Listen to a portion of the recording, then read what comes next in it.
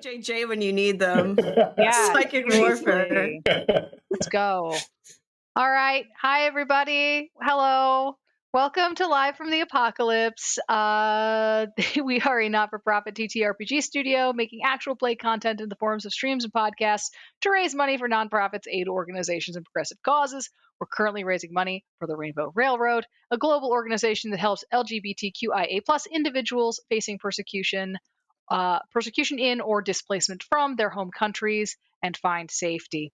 And we ask, if you like what you see here, take the money that you would ordinarily give to us, to the stream, and donate it directly to the Rainbow Railroad. I believe there is a little linky guy now somewhere in the Twitch where you would have thing. subscribed. Where you would have subscribed, there is now a little button there for you to donate. Very nice, very easy. And this channel does have donation incentives. This stream, a $15 donation will allow you to give a player of your choice +1 forward. A $20 donation will allow you to give me, the GM, one for the big boy. Ability to screw with players. And if you donate $25, you can force me, your GM, to run the game in a silly voice for 60 seconds. Specifically, this voice for 60 seconds. You won't find a deal like that anywhere else. Also, there's all the sort of the other things, the channel incentives, bits, that's all that stuff. If you want to give money that way, that's fine. But if you really want to support the channel, better to go to our Patreon. We do have one of those. Anything above a certain amount usually will end up going straight back to our current charity anyway.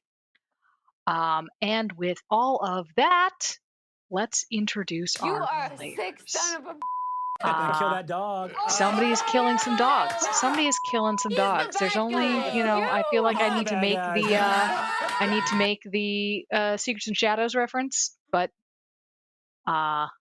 somebody's out there subscribing, causing Brendan Mulligan to kill some dogs. But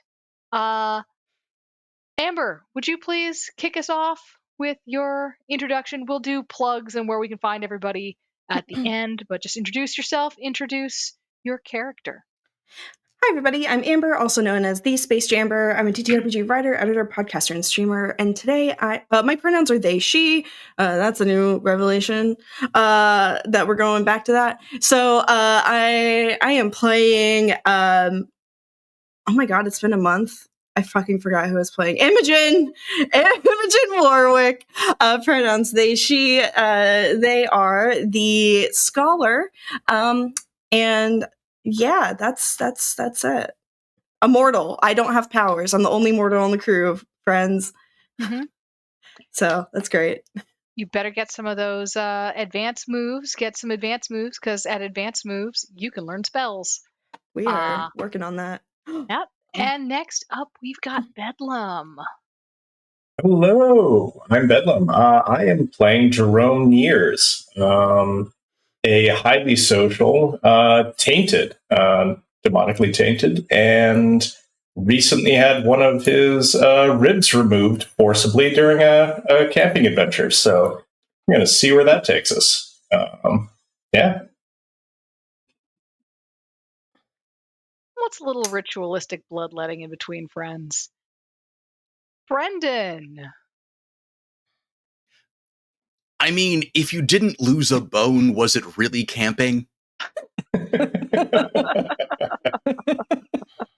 everybody. I'm Brendan. Apologies for interrupting Della so much, but I saw opportunities and I felt like I had to take them. I am out here playing Sefer. So my pronouns are he, him. Sefer's pronouns are they, them. I am here playing Sefer, teenage Frankenstein, thembo. I was a teenage bioweapon, V2 rocket in a trench coat, going through it. I was digging through my shirts for stream today, and I found my Full Metal Alchemist t-shirt that I felt like I couldn't not wear. So hell yes. We love it. We love it. And then JD. Fuck, that's me. Okay, I'm getting back into running tech after a month off, so this is fine. I am JD. Pronouns he they. I am playing Soren Augustin in this game, who is now just realizing that he might not actually be a saint, but something else entirely. But he's doing great. He's fine. Maybe he's going to choose his own clothes for the first time in his life. Maybe that is something that is going to happen for him soon. We'll see. Start there, then move to murder. It's fine. It's normal. So I think that's all I have to say. We love a journey towards self-actualization. Katie. Speaking of self-actualization, hi everybody, I'm Katie. My pronouns are she, they too. We're going through a thing.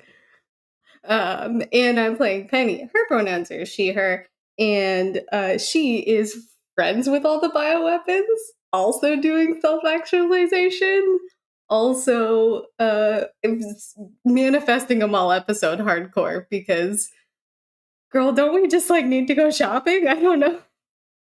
Let's meet up at Hot Topic and then we'll go to and then we'll go to Spencer's. We walk right by the Hollister because that's not where we belong, and we are hitting up the Orange Julius.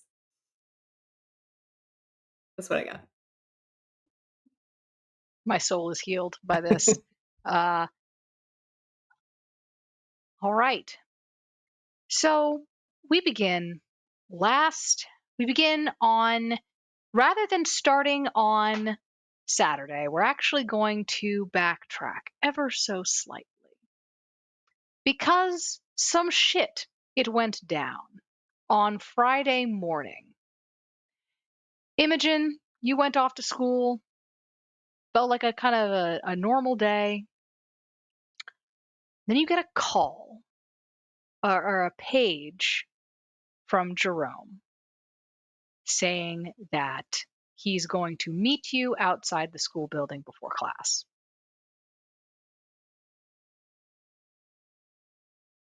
What could he, like, she's just thinking in the back of their head, like, what could Jerome want? But oh, okay, sure. Urgent. And Jerome, of course, as we knew from last time, took off running. Hold on. Is Obi okay? Oh no, sorry, Sam was putting away limes. Why can't we hold all these limes? Why can't we Why hold all can't these we- limes? Sam, the question was asked, why can't we hold all these limes? It's very relevant. He did. He is now taking out the limes and juggling them. Incredible. Oh no, Sam! No, not the limes! Oh God, no, my husband! No. Where is Tia when you need them? I know. You got to get yourself an elder sorceress, man. That they can help. So yeah, Jerome was taking off toward the school from home, desperate to try and get the little bird bone sculpture that he had lent to Imogen to try and find out where maybe it came from. So yeah, this is now important to Jerome. He didn't realize he was going to need it back so fast, and he's running toward the school to try and catch Imogen before she gets to class. Sorry. They use both, so you're good. It's really which one I remember to use in that moment. And that's part of the gender journey. I think halfway to the meetup spot, Imogen realizes, oh shit. All right, we're going to have to, just remembers exactly what it is Jerome probably wants to talk about and has this fuck moment, but goes to meet him anyway, prepared to face the music, as it were. So Jerome is running behind, as it were, because he was panicking to go on this trip. He didn't plan on being in school today. So I'm going to say you're probably there before him. He gets there out of breath. Imogen, I really need the sculpture that I let you do. Is it? Do you like? I don't know if you have it on you. Do you? Or could we go get it? We're about to leave my house for the weekend, and I just really need to get it back. Hey, Jerome. Hey,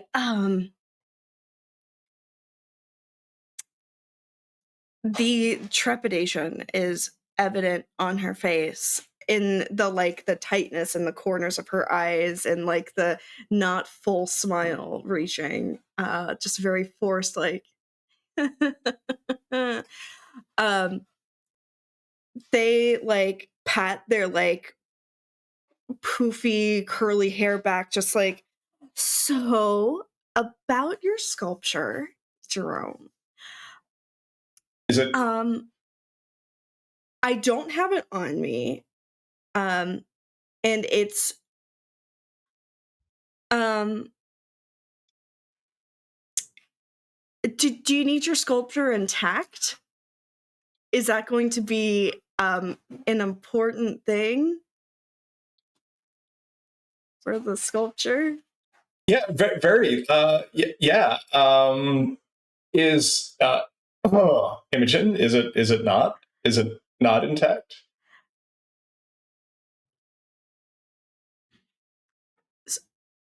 So what had happened was, and I forgot.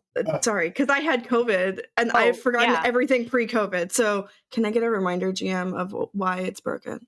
What had happened was your cousin Rachel Harnish was over at your house messing around, and like she like was kind of had like picked it up. You were like, don't play with that. She put it down, and then like you guys were like messing around, and she knocked it off a table.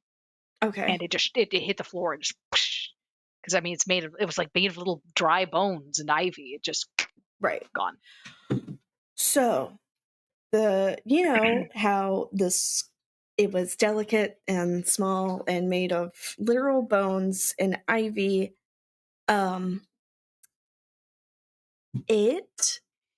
I wasn't able to complete my research on it because my cousin, hand to God, broke it when she came over. So and my family status with the church, so to say hand to God, that is okay. It happened. I guess I'm not so sorry. I tried to put it back together, but it just ended up looking like an owl pellet. Okay. Who's your cousin? Rachel Harnish. Okay, I don't know them. But okay, we need to fix this. Imogen, I really wish you'd told me sooner. Because then maybe I could have done something about this, but suddenly I need it today. And do you have what can we do about this? How do we get where are the pieces? Where are the pieces, Imogen? In my bedroom. Okay, we have to go get them.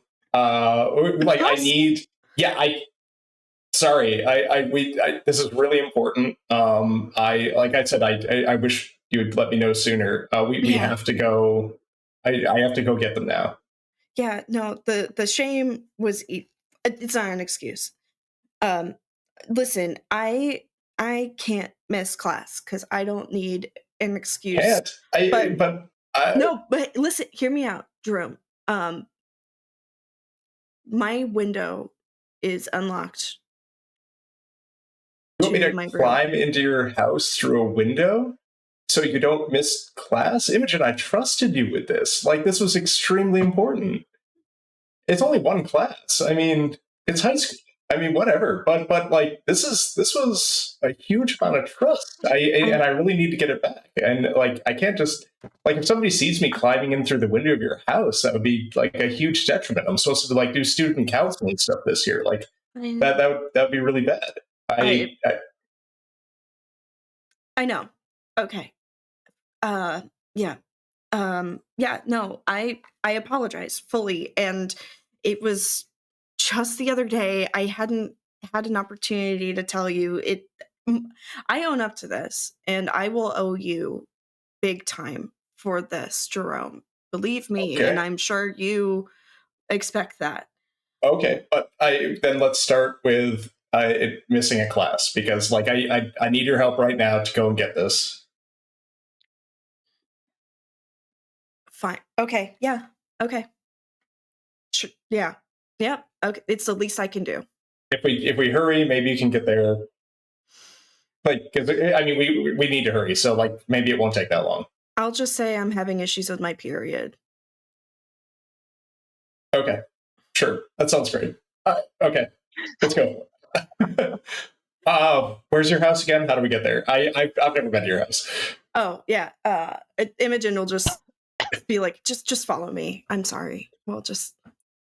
All right. So Jerome is very tall, as we all know, and lanky, and is in a rush, and he keeps trying not to walk ahead of Imogen, and it's just but he's obviously anxious, and yes, yeah, and very put out. Oh my gosh, this was huge, and he's going to find out later how huge this was, because as we learned last session, one of those poems actually belongs to his mother. Yeah, Imogen.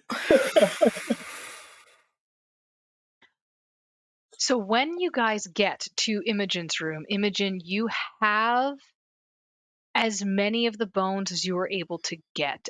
Imogen, could you actually roll briefly with mind? Yeah. The Jeff Rosenstock ska that I have playing on Spotify right now is making this scene seem a lot more goofy than it actually is. Beautiful. Okay, that's not awful. That's a 9. A 9. Okay, good. You realize pretty quickly you pick up the thing to hand to Jerome. Jerome, it's crushed. It's fractured. You realize immediately there's a couple of pieces missing. And like Imogen sees that. Imogen's like, these were here as part, like, Jerome, this is not recognizable as the bird skeleton that you'd had before, the bird sculpture that you had before. So for you, you're just devastated. But Imogen, you're like, oh, I know what this, I tried to put this back together and this is missing parts. Like there's a hole in the bird skull that wasn't there before, or rather that you had tried to repair. And now there's a little, there's like a chip out of its skull that wasn't there before. You recognize that there's like, this feels lighter than it did. There's some stuff missing here. Imogen takes like the very tips of their nails and just like taps like anxiously on the top of the table, you know, with one hand, and the other just kind of like sorting through the things on their desk to see if they can find like proof, find evidence of somebody having come in here to like interfere, but like do it low key without arising suspicion in Jerome. Would that be like a heart or a spirit? I'm not going to make you roll in this. I think, you're specifically trying to hide this from Jerome? Yeah, and while also trying to see like maybe it got misplaced under my messy ass desk or. So I'm going to tell you something. So first of all, I'm not going to make you roll to try to spot something. You cannot find these. Oh, great. That was part of that mind roll that you did. You do not Okay. you do not find them in your room. And you can't seem to find any other evidence. I will let you roll with blood to try to fool or yeah, you're really anxious. You're trying to not portray your anxiety. So I'm going to make you roll. I'll have you roll. You can roll with blood, and if this is an opposed roll, if Jerome, you're trying to read them, then you should roll with heart. Okay, I'm definitely going to do that because it's a little weird how she's doing something else other than, talking with me about this thing. Yeah. A 5. Okay. You said with heart? Yes. I also rolled a 5, but I have 2 hearts, so 7. Okay. Yeah. So yeah, they're acting weird. Imogen, is this all of it? Is there something wrong? Imogen can't lie, at least about this. The like anxious tapping like takes up speed. Okay, so don't get mad at me. This is the most that I've been able to put it together since it broke the other day. But when I left this morning, there was more to it. And they like use their pinky finger like to be as delicate as possible to point out like the hole in the top of the skull or whatever, to be like, so this this little section I was able to get back together okay, but this was intact when I left this morning, and now there's a hole in it that wasn't there literally 45 minutes ago. Okay, so all right, Imogen. Okay, let me just to recap. You weren't able to find anything about this, and it got broken, and you're missing some of it. Okay, I have to go. I can't take any longer. Yeah. Please try to find the missing pieces if they're here. I really trusted you, and I don't know if I'm going to be able to come to you again for anything like this. This is I don't know what's going to happen to me when I get home or this weekend. Damn, literal trigger warning for shit I'm going through. Oh, sorry.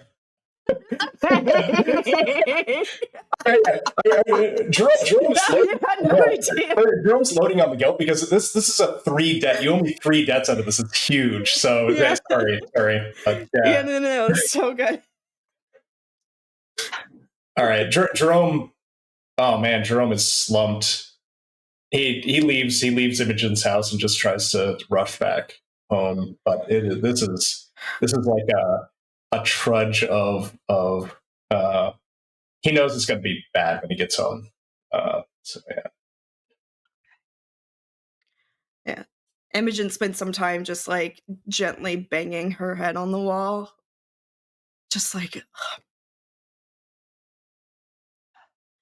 probably gonna take off work now. I mean, take off school now. Just not go in. Yeah. If you know your parents have a policy that you are allowed to take 1 mental health day per quarter. You haven't taken it yet. It seems like a good excuse. Yeah. Yeah. I'm just gonna lay down. Yeah. And then see if I can. Are my parents home? Your dad is. He doesn't work. Well, I'm gonna take a nap and then ask my dad. Then ask my dad what he knows, if anything. Okay. You take your nap. Your dad, at some point, sort of knocks on the door and is like, "Hey, are you going to school today? Taking a day? What's going on?" I think I hurt a friend a lot, Dad, and this sucks. This sucks so bad. And like little like tufts of hair sticking up from like the nap and also just like stress pulling. Mm-hmm. Oh, I'm sorry. I'm sorry, sweetie. It's okay. They trusted me to take care of their thing, and you know, Rachel broke it, and now I was trying to put it back together, hoping that, you know, I wouldn't get caught, and now a big chunk of it is missing. Do you know if anyone was in my room after I left for school this morning?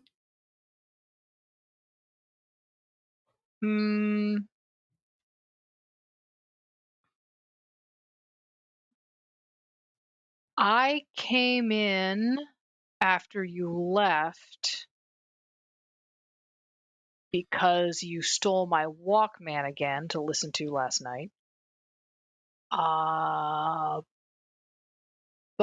I didn't touch anything else other than, you know, digging around under your bed to find my Walkman again, which if you don't want me in my room, in your room, you've got to not. You're in pain. I shouldn't be lecturing you about taking. Well, sorry. I mean, you know, Mom. No, I didn't take anything else out of here. I didn't. Okay. I didn't see anything like that.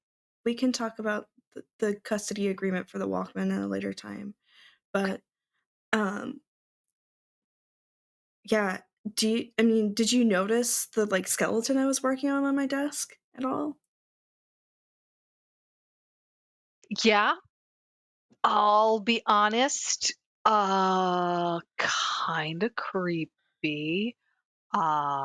Wasn't super sure how to bring that up with you. Your mom and I kind of decided that we were just gonna let you do your artistic thing with that without us prying. But you got it. What the fuck? I'm sorry. What the heck was going on? Why do you have a bunch of bird bones on your desk? That's why I was trying to like research for my friend, and then Rachel broke it when she was here this weekend. And I was trying to fix it and repair it because apparently this artifact means a lot to them. And I don't know, it was more intact when I left this morning, and now there's a big chunk missing, and that's worrying to me. Is there actually, Della, can I roll to figure someone out? Yes. Yeah. That is a 10. Ooh. On a hit, you hold 2. On a 7 to 9, they hold 1 on you as well. He does not get 1 on you. But you get to hold 2 and spend them 1 for 1 to ask a question regarding your father. Is there more that my father knows that he's not letting on about this?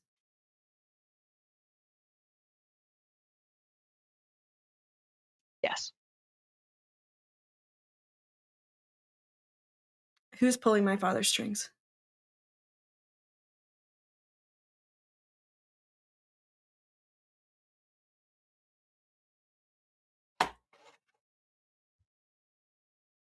That's harder.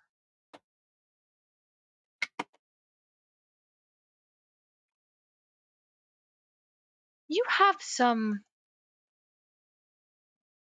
How old were you when your uncle died? Oh, let me check that. It has been a minute since I thought about that. Yeah.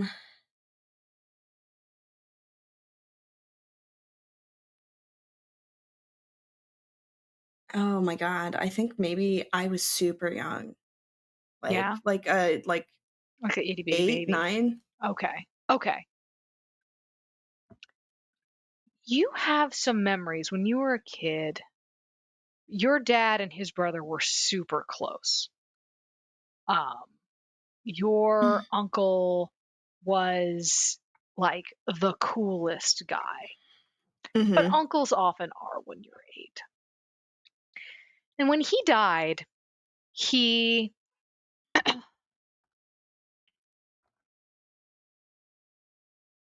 lingered. Like in a weird way, in a hard way for you to really talk about as a kid. Mm-hmm. But it never really felt like he left, or it always kind of felt like he'd like just left the room or like had just left the house. And, you kind of chalk that up to grief, like he just left the house. Do you remember hearing an argument between your parents, especially after things started going down with your father in the church? And you remember before your father was defrocked, before he was excommunicated, he was defrocked. You remember a moment when there was an argument they had, and your mom said, "You have to stop talking to him." And your father said, "I know I need to let go." And she said, "Not let go. Talking. I know what you're doing. And you cannot do this to us." And when you were a kid, you were just like, "Oh God, mom and dad are fighting. I don't, I don't," like, you were like, you knew what divorce was, and you did not know, uh, and you did not want that to happen to your parents. And so you were freaking out about that. And so you kind of like memory hold it, and it was always just kind of related to this other stuff. But now you're older.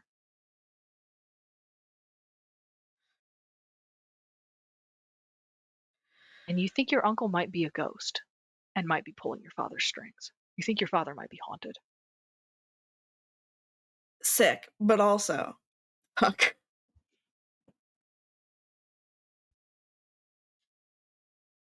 Okay, Dad. I believe you. I believe you. Thank you for telling me. But I'm just gonna go back to sleep and just sleep off this frustration, and we can talk about your Walkman when I get up. Yeah, absolutely. Absolutely. Don't actually worry about the Walkman. All right? Like, Oh. I'm literally just giving you a hard time about that. Take your time. Yeah. And Yeah. I'll call the school and tell them that you're not feeling good. You have permission to tell them that I'm having feminine issues. Like, that's what I was going to do. It always makes them uncomfortable. It's hilarious. Oh yeah. Oh yeah. They never ask questions. Exactly. Thanks, Dad. You're welcome, kiddo. Imogen will remember this. A core memory. So yeah, he goes back downstairs to do what you're not sure. You hear him on the phone.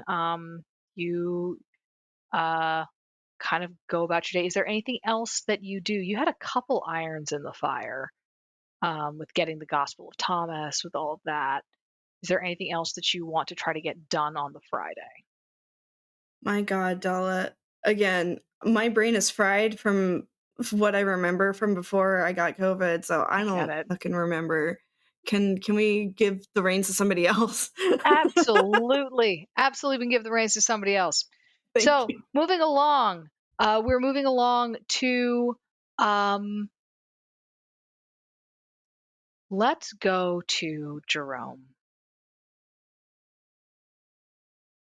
You wake up Saturday morning. Last night was a wild night. Like we said, you kind of went from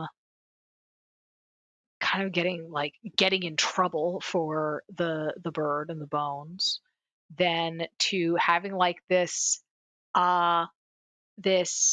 like kind of almost like goofy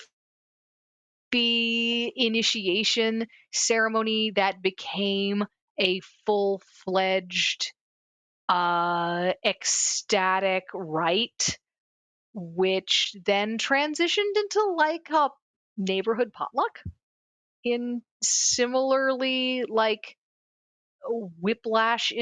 mild whiplash inducing thing. And you were introduced to Tia, the head priestess of your coven, of your group. What is your you wake up the next morning, everyone is still there, your parents are still there. It's a beautiful morning, birds are chirping. Yeah. So I was Your wearing. side feels weird. Yeah, that was going to be part of the question: is how much pain am I in? How well did Ivy extract the rib literally from my rib cage, or am I in a lot of pain, or is this just kind of like a well, that's weird. I feel kind of odd. Go ahead and roll with blood. Let's see about that. Let's see how resilient Jerome is when it comes to having bones removed in less than 24 hours going by. I mean, actually, pretty resilient. That's a where's blood? 8. So it's an 8. Okay. It's an 8. So it's never to the point of like pain. Like it doesn't hurt, but it's kind of this constant nagging thing. Like when you get a tooth removed and it's like healed over, and it's like it's not painful really, the fact that it's gone necessarily, but like you can't stop poking it with your tongue. Like, so there's this sort of like constant awareness that things have changed in your body. They're like, that is really hard to ignore, especially, and you'll have moments where you don't think about it, but then you'll move and think about it. Does he have a scar at all from the extraction, or no? Okay. Nope, no scarring. And is he still wearing wasn't he in a wolf thing on his head? You were fully wearing a wolf skin. I'd like to believe that he kept that on and has woken up with it still there, and is like, oh man, yesterday was wild. You changed. I like the idea that you changed out of the dorky robes, but you kept the wolf skin. And I'm sure he asked. He's like, hey, can I keep wearing that? That was cool. Yeah, obviously. Who's amongst us has not woken up wearing a wolf skin and missing a rib, honestly. Right. When camping. I mean, this is just how camping goes. This is what you do when you go camping. Yeah. so okay. Balkans won't go camping with me. Yeah. So he met Tia. How long do you think he and Tia might have talked for? How much time did Tia have for him? He was kind of the star of the day, right? He was kind of the star of the day. She would have talked to him as long as he wanted. They would have sat and talked. I think he would have had a lot of questions. Maybe stuff that his parents tend to avoid. Like he would have been kind of like, maybe more trying to figure out a little bit more about Ivy. I think that's the biggest one, right? Absolutely. I think Ivy is pretty, what's it called? Pro at avoiding direct answers to some things, and his parents will obviously avoid it, but he can tell they're just trying not to talk to him. So he might have tried to suss out a little bit more about Ivy. So I think then let's sort of flash back to last night. You and Ivy are sitting there. Ivy has a little Tia, not Ivy. Tia is sitting there. She's a lot shorter than you. She is 5 foot nothing. So she's 5 foot nothing, in shoes. She tiny. She a tiny little thing. And she's sort of sitting there You guys have like red Solo cups with soda or wine. Like there's like boxes of wine out for the adults.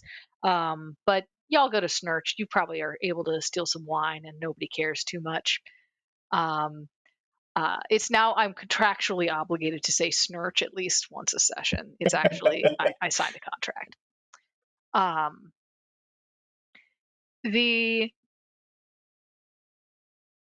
So yeah, you can ask her anything you So want. he's got his paper plate with some apple pie and corn on the cob on it from the potluck, and he's feeling a little weird, but it's been a crazy day. It's been a crazy day. So wow, Tia, it's really cool to meet you. It's I don't end up meeting. I've met so many people here from the what do we call it? Not the cults, not the underground, Coven, not the probably. coven. Okay. Yeah, you probably either call it the coven or like the group, The the group. circle. I'm just gonna say group because that's like vague enough. The Where organization. because he doesn't really know. He doesn't know a whole lot actually. So yeah, I don't know. I'm down for whatever it is that you think your parents call it. Yeah. Okay. So yeah, Tia. I don't know. Is everyone here like associated with Ivy? Like everyone? Everyone here? Yeah. Yeah. We're this is, I guess you'd call us Ivy's church, Ivy's faithful. I feel like I've met Ivy so many times in my dreams, so I didn't realize how many people also knew her. So how I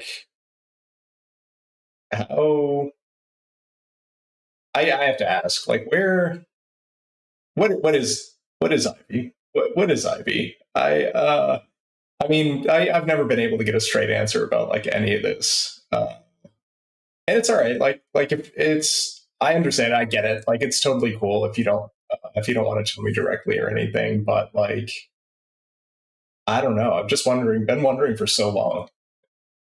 Well, the time for hidden responses, for lighting those answers is over. You're part of this now. Ivy, like I said in the very beginning, Ivy is what the church would call a fallen angel. But as I said in the very beginning, Ivy's not fallen, but diving. This was not they're not one of Satan's sad followers. There's something greater than that. I mean, they're obviously great. Like I think Ivy's amazing. So. Yeah. I mean, yeah. I've known Ivy for a very long time. Obviously, I'm her high priestess. I've been working with this coven and other covens similarly for quite some time. But yeah, the best way to think about them is rather than being a demon like Ace, they're an angel. But an angel of freedom, not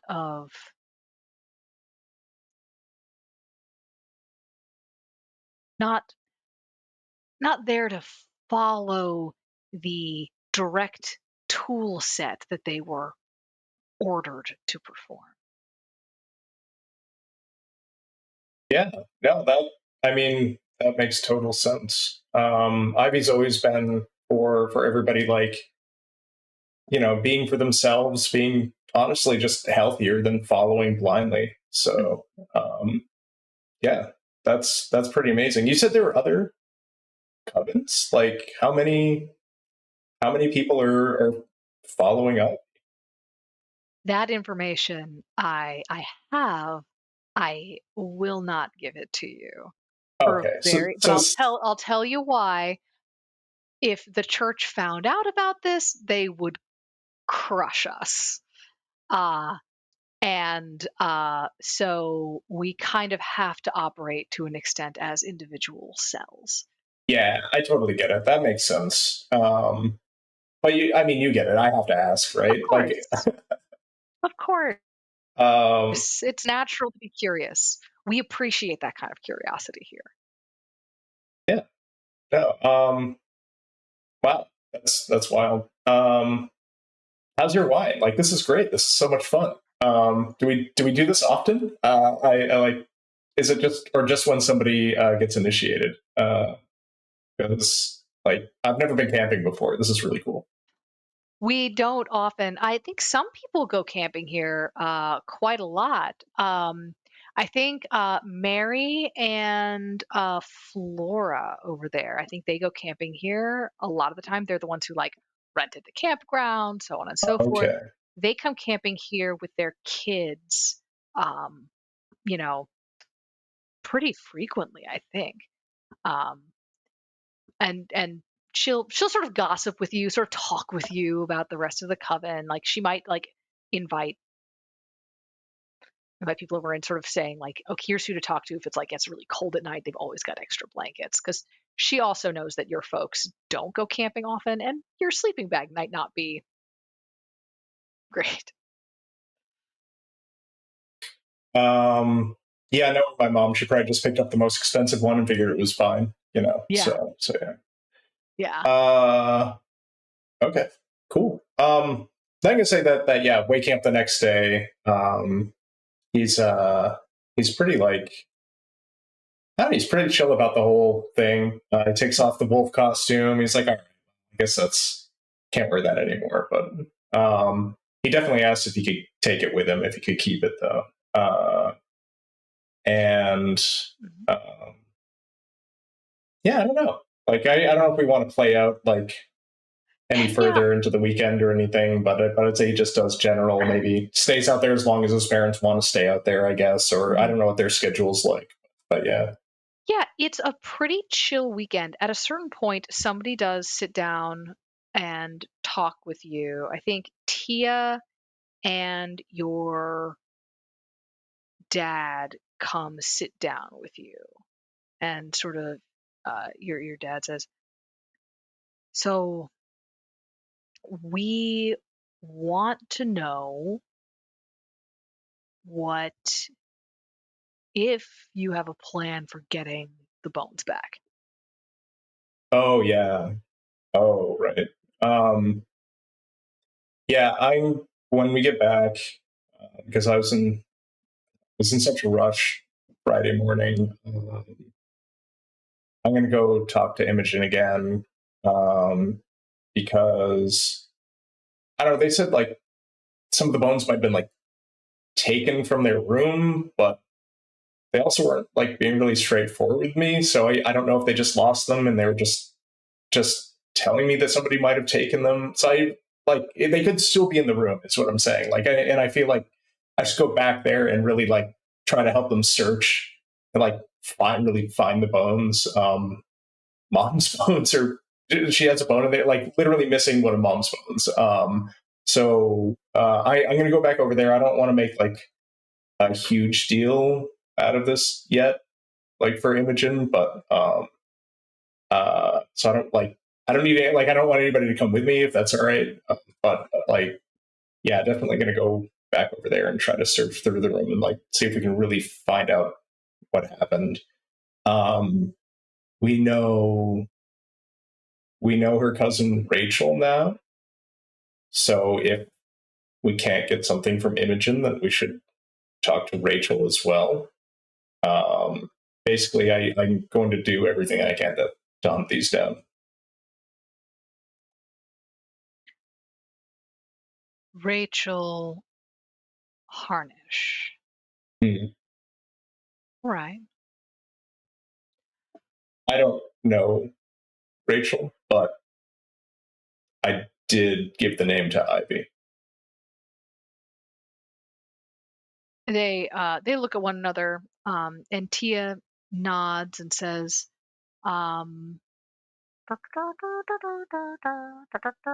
she doesn't say that. I say that because I'm going dirt to dirt.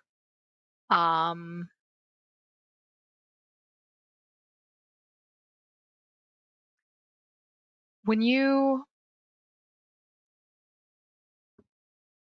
we won't send anyone with you. We trust you to do the right thing here, to find these things. This is, you know how serious this is. Yes, and I'm going to do everything I can to fix this. Yes. Don't be afraid to ask us for help. If you need it, we're here. You know,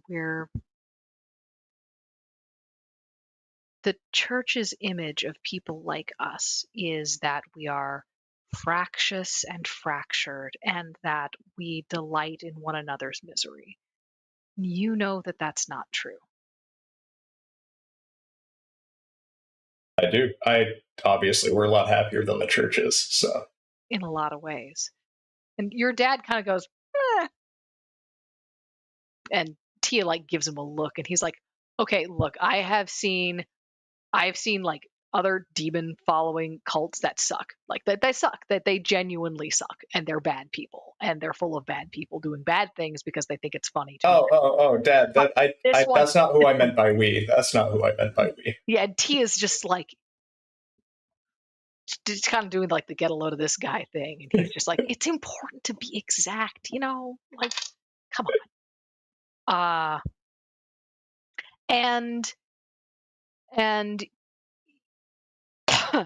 he says, please ask for help anytime you need it. We will help you on this. This is something that all of us want to get right, to get made right. I will. I'm going to ask for help. If I can't find them on my own, I just don't want to overwhelm Imogen. But if I can't find them on my own, then yeah, we should. More people can get more things done. So yeah. And remember, when you are, actually, this is your, probably would not be Tia. This would be your dad. Remember, if you have to lean on Imogen,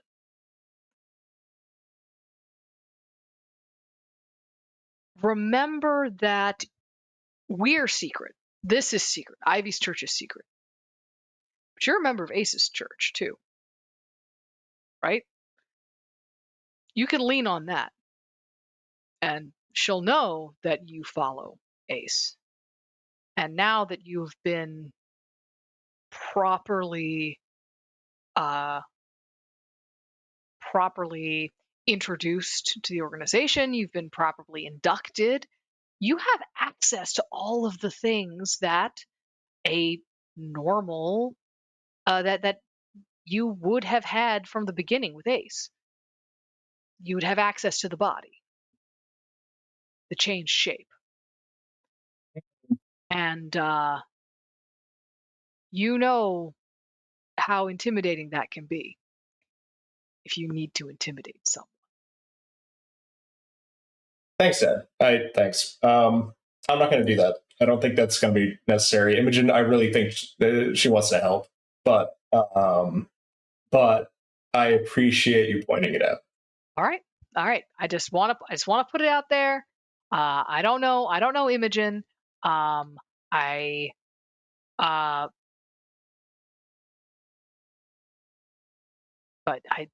I'm. She lost my wife's bones. I'm not thrilled with. I don't know them, but I'm not thrilled with the idea of them right now. I think that's. I don't think I'm crazy for that. Looks at Tia, who's just like, nah, seems reasonable. All right, you're right.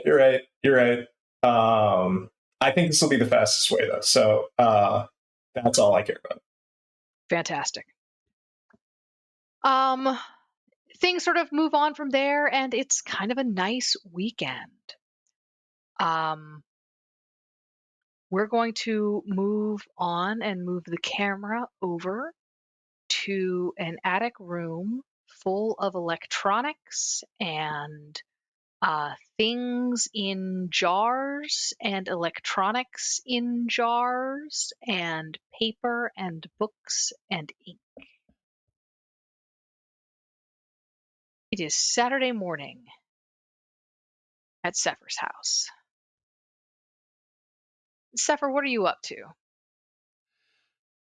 I think that Sefer probably is at work on their sort of like reverse decryption Mm-hmm. project. Mm-hmm. Why don't you give me your role for that? Why don't you give me your role on that particular project for the day? Okay, what would you like me to roll for that? For this, mm, what do you think it would be? I think there's various. How are you going about this at the moment? Hmm. Because I think any one of these would work. I feel like I feel like Sefer's first instinct is going to probably be mind. I think that's reasonable. You're reading what you can read, cross-referencing it with the books of alchemy the alchemical texts that you've got. Um, the so yeah, go ahead. Give me a mind roll. Mind.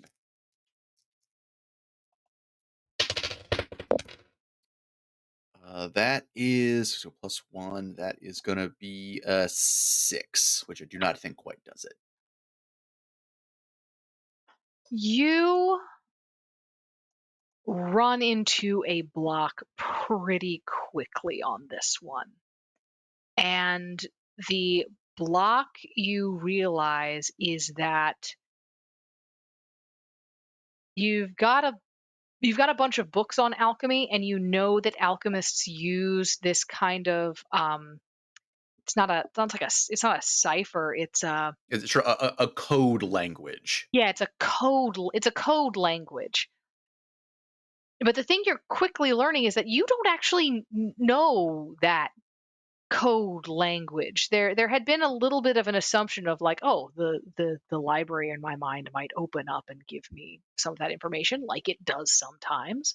Or maybe you could cross reference it, or maybe it would be like something that would almost be obvious, but you it it that becomes obvious that that is going to be impenetrable to you a without further research into that code language first.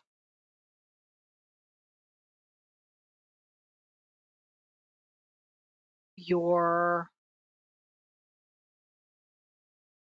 but you do know that at a certain point you might be able to get to the library. It is a Saturday, so today you know you're going to have an appointment with Dr. Tessiger. Thesiger, I'm sorry, I pronounced the th like a German or an Irish. In the In the German way, German. which I mean, it is a Germanically extracted name, so do as thou wilt shall be the whole of the law. Sounds good. Uh, you know you have an appointment today with Dr. Thesiger, and you are pretty sure you'll be able to convince your parents to take you on a trip to the library. Yeah, I think in the meantime, I think that Sever's probably been working on this since the wee hours, Mhm. since they woke up from their brief hibernation. Mhm. I think Sever's sort of giving up, sort of shoving all the books and papers to like the far side of the desk just to get some distance. Some of them tumble off the back into the space between the desk and the wall. Sever's like rubs their eyes. They'll have to clean that up later. I think just sort of notices it is light out, straightens up, popping their many vertebrae, and probably just decides to go down to see if anybody's woken up yet. Yeah, Your mom is downstairs. Little twittery bird lady making you food. He says, "Oh, how you doing?" Oh, hey, mom. Yeah, just like early morning, like working on school stuff. Um, yeah, it's been kind of boring, but yeah, I guess just figured I'd just see if you were up yet. Oh, yeah. I try to wake up early. I try to wake up early every morning. Get start start the day right with breakfast and prayer and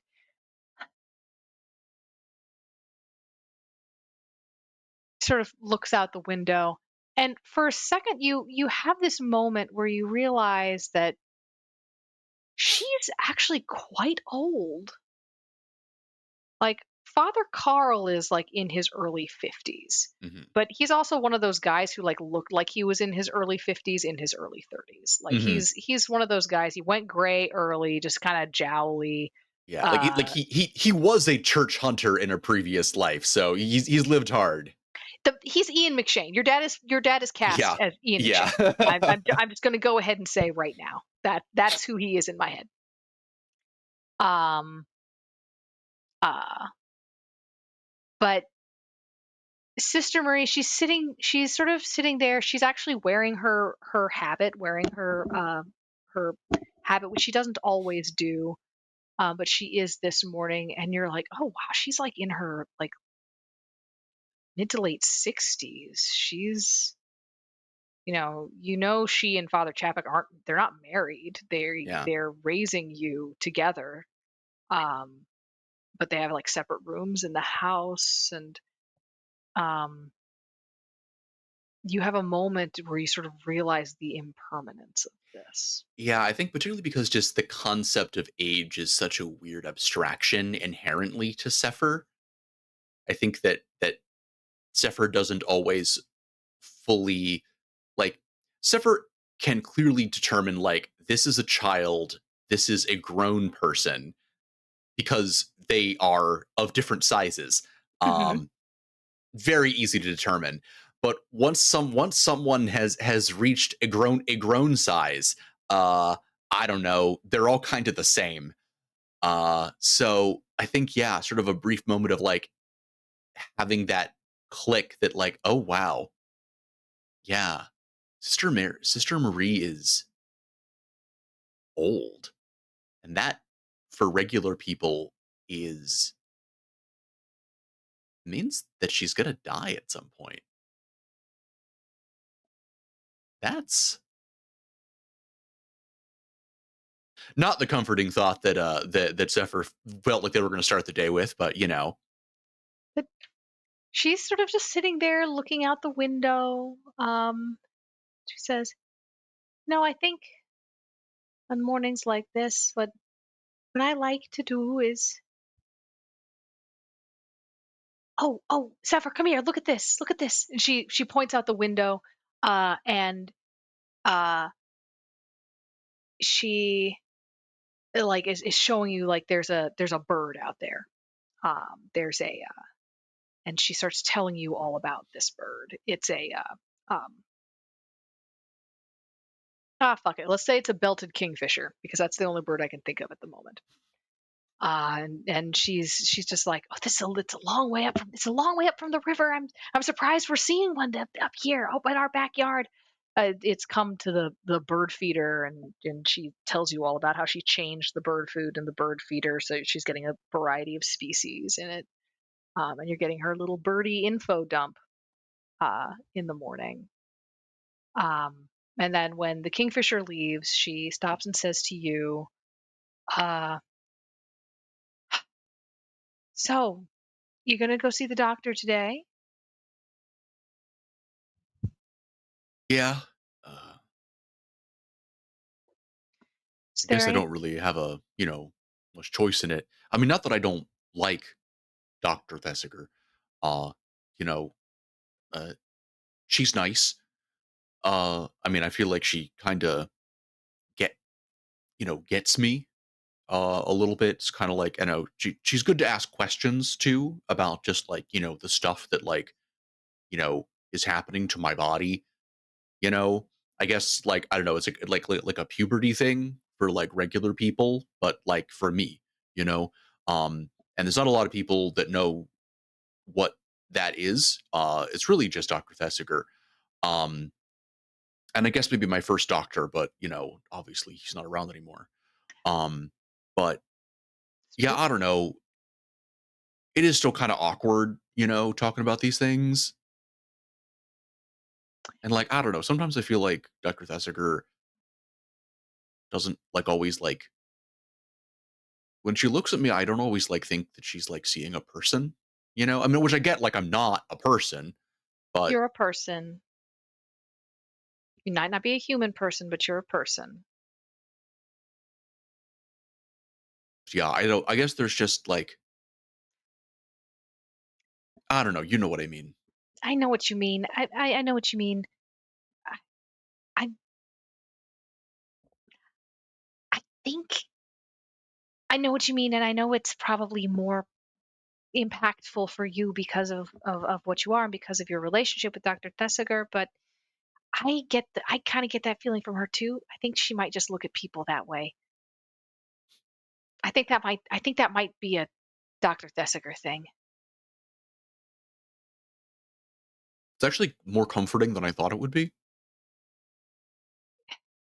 Well, I'm glad because it's disconcerting. It is disconcerting when she looks at you and you're just like, why are you you feel like she's thinking more about the muscles in your jaw than she's thinking about like what you're trying to actually say to her.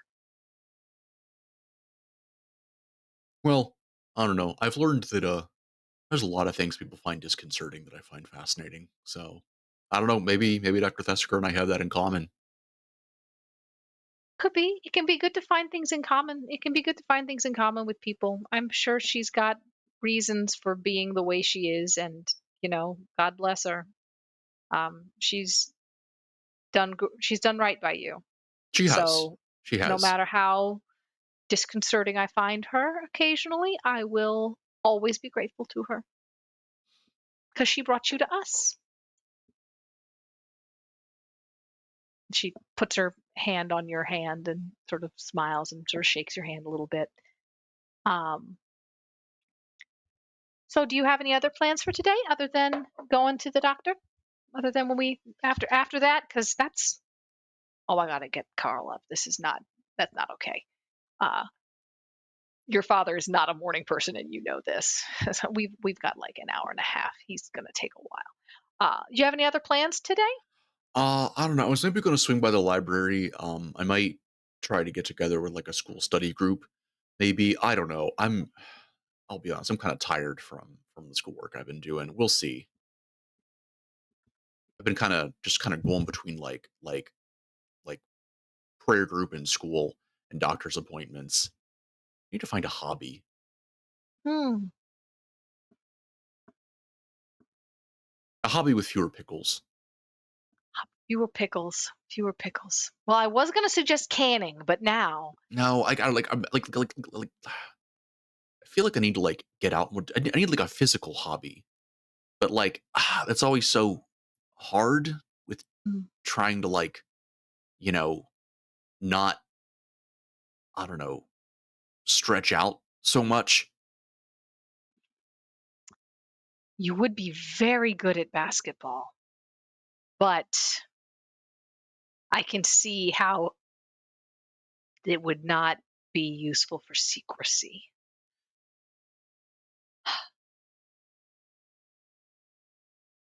Maybe, maybe that's something. I know you just said you're kind of you're running from church group to this, that, to the third, but maybe that's something you can bring up in the church group.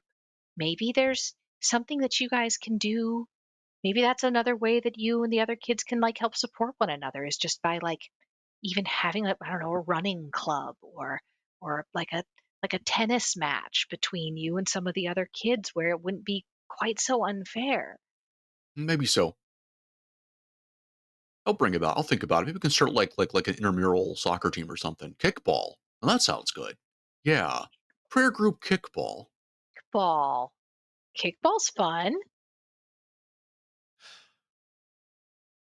Anyway, yeah, no, I know dad's gonna be a little bit, I don't know. I might just start walking over to Dr. Thesiger's office. I know it's gonna take me a little bit, but give me some time to clear my head, time to think. Okay. Um, you know, I guess this is kind of weird to say, but you know, I love you, right, Mom? I know. And I love you too. I never, when I joined the order, I thought I was never going to have a child. That was the only thing that gave me pause about taking vows. And so whenever I look at you, you're just a little miracle. You're my little miracle. I don't care how tall you are. I don't care how much you change or you grow.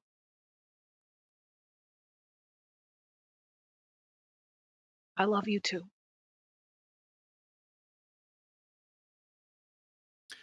Now, if you're going to get your appointment on time, you're going to need to start walking. She wipes tears out of her eyes. And I think Sefer grabs some burnt toast that just popped out of the toaster and grabs her backpack and starts walking. Okay. You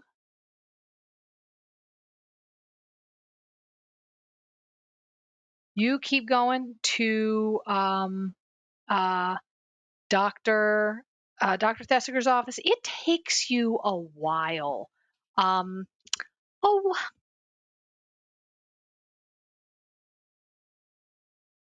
it takes you a while to get there. And when you do, Dr. Thesiger's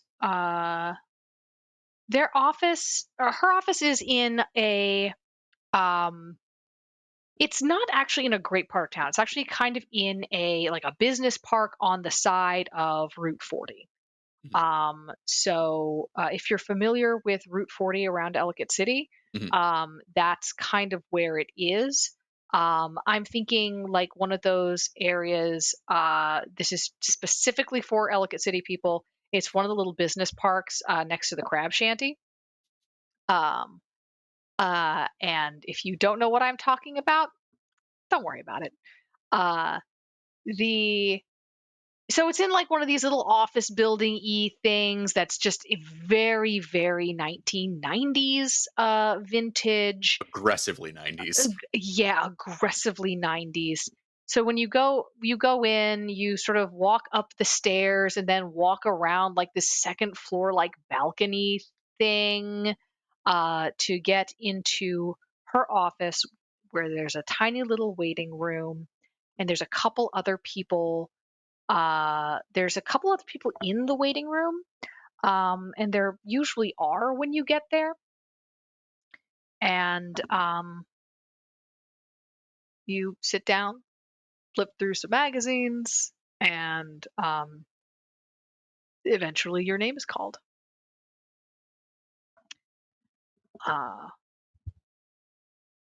Roll with roll.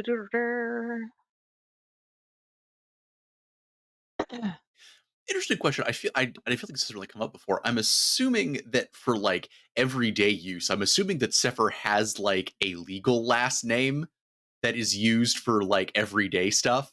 Yeah. I guess I'm just trying to think. I guess it's sort of, would they have just given Sefer like Father Chapek's last name? I think Okay. it's Yeah. probably Chapek. I think it's Chapek. there's Yeah. Sefer Chapek.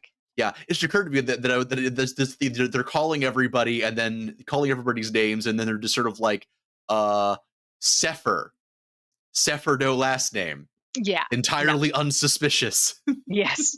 Yes. No, you're Sefer Chapek. Mhm. In this case. But if anybody were to ask for you by, like, Mix, Mr. or Miss Chapek, you would be like, what? Huh? That's not my name. uh, Are you looking for my dad? He's not here. uh, Can I take a message? yeah, exactly. So Dr. Thesiger calls you back. He says, so, is everything in working order? How are you feeling? Any changes that I need to know about before we begin? No, I think everything's been fine. Just get just kind of some weird cramps and stuff just because of, like, I think just from spending a lot of time kind of hunched over, like not great for my posture. Mm, Um, but I don't know. I've been thinking about trying to get more exercise. I know I don't technically like need it from like a physiological perspective. I know that I am from a human physical perspective, an intrinsically perfect specimen, but I like we're like more like for like the psychological benefit, I think. Um I have been noticing uh that my sweat smells funny in the morning. I think definitely kind of a vinegar kind of smell to it. hmm. I'm wondering how my vitriol processing is going. That is interesting. Have you been able to take a sample of this? No, it's mostly all like in my sheets at that point. Hmm. All right. Interesting. Uh, let's see. Take off your clothes, and we will begin. Have there been any changes to your shem and or anything like that? No, not as far as I've been able to see. I mean, I don't like look at it in the mirror a lot or anything. Sever definitely does look at it a lot in the mirror. But no, it doesn't seems like everything is fine. Um, And yeah, and I guess actually a good point, probably, I guess, to discuss that. Yeah, there's these alchemical markings that almost look like faded tattoos, but they are in fact birthmarks. Um, that go up Sephir's arms and legs and actually form a sort of almost like calligraphic slash organic looking representation of the Sephiroth on Sephir's back. And Dr. Thesiger starts, like, has you sort of go through the sort of usual process, where you she measure you are measured, you are weighed, checks your reflexes, checks your takes pictures of the markings on your body to compare to last time, just to see if there's any changes. Um, and you can kind of hear her sort of muttering to herself. She says, "I would like to take a blood She goes to take a blood sample. She says, "May I take a blood sample from you?" Sure. I think you're probably going to need a bigger knee. I think given how much I've grown, not a lot. Like it's not you. Just like you probably noticed, there are just like by a couple of centimeters. But I think just with the increasing density of my outer tissue, I think you're probably going to need a bigger lancet than last time. Like I would honestly probably go for one of like the plasma donation needles, like one of like the real fucking bike pumps. You know? All right. Uh, let's try the one from last time just to see if that works in the name of science. She pulls out your arm, tourniquet, does the thing. Um, and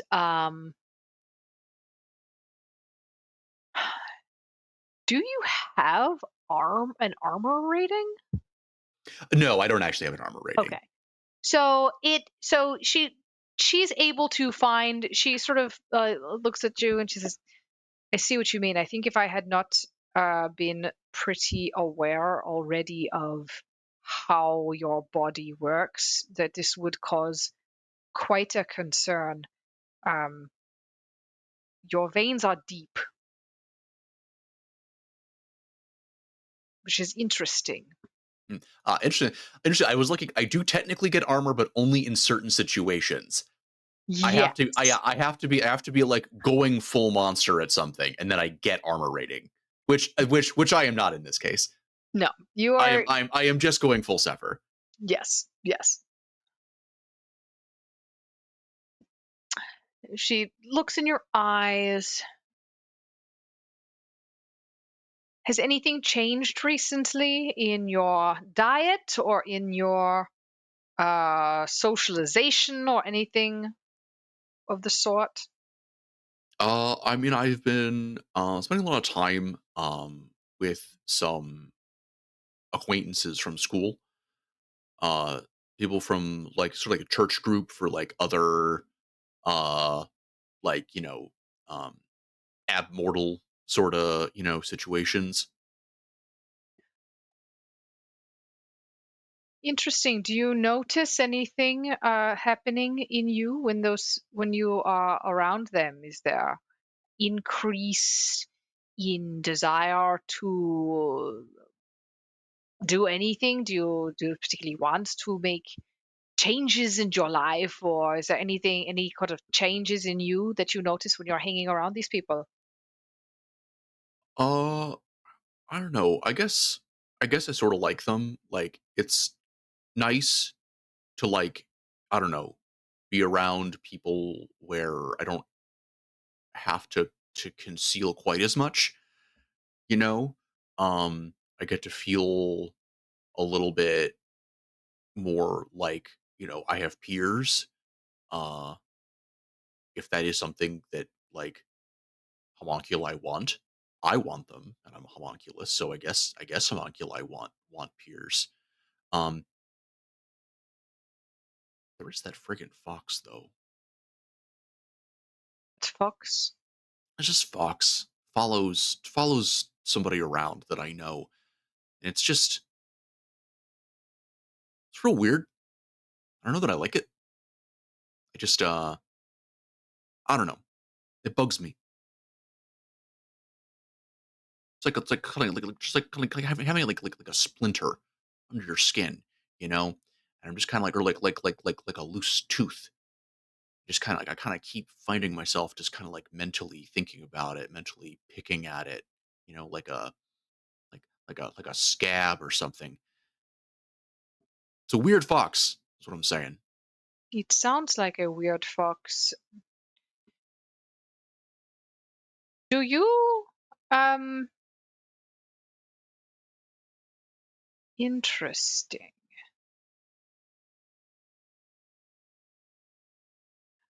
I'm not sure. Let me ask you this, Brendan, because this is some character backstory stuff.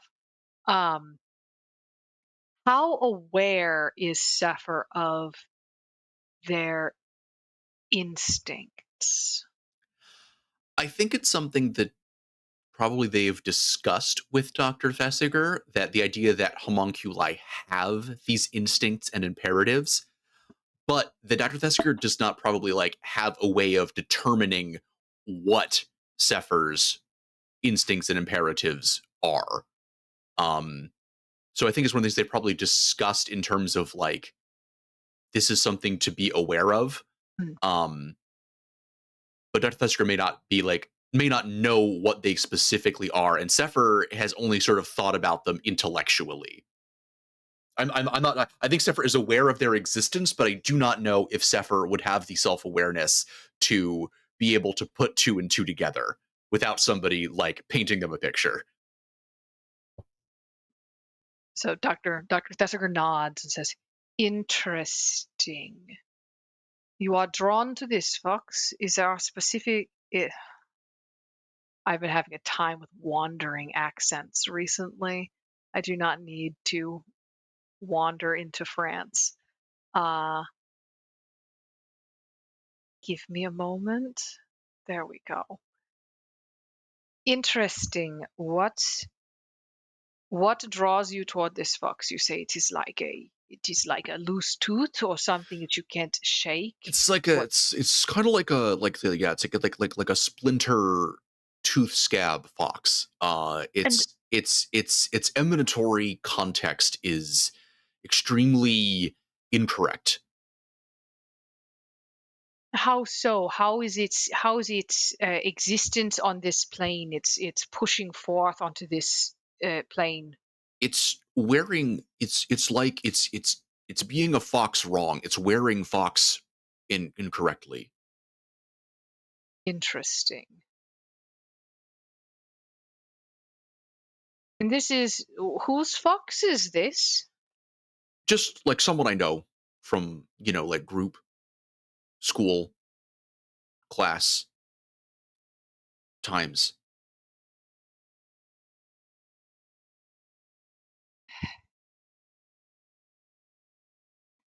There is a moment where you can see Dr. Thesiger wants to push on this, and you can see them decide not to. Okay. An unnamed fox for a friend, a friend of yours whose name you do not remember. Okay, that's fine. Yeah, you got it in one. Okay. So it is that the fox is inherently unknowable or unfox-like that bothers you. It feels that it is incorrect. It is incorrect in the world. Yeah, it's like this. The fact that it just I can't. I need to like I did I don't know why, but I can't I just can't leave it alone. Interesting. I don't know if it's because I want to understand how it's wrong or why it's wrong, or if it's just I don't know, but it's something about it just kind of makes me a little bit.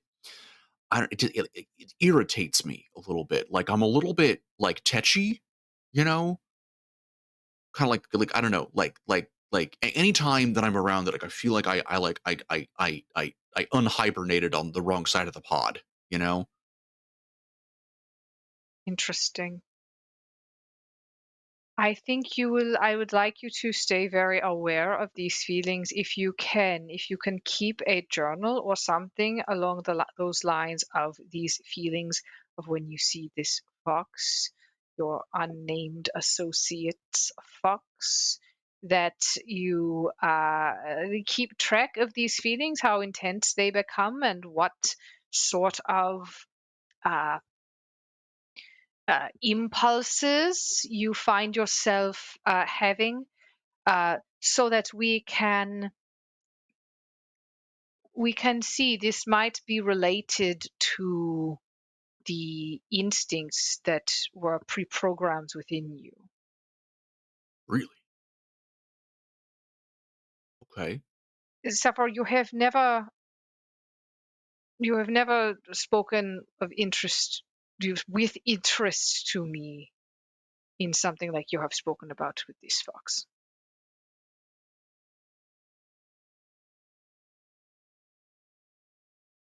I think this Is is related. is that bad? It is. I do not think it is bad. I do not think it is. I do not think it is bad. I do not think it is good. I just think this is. I think it is interesting from a scientific perspective. I've wandered off into France again. Give me a moment.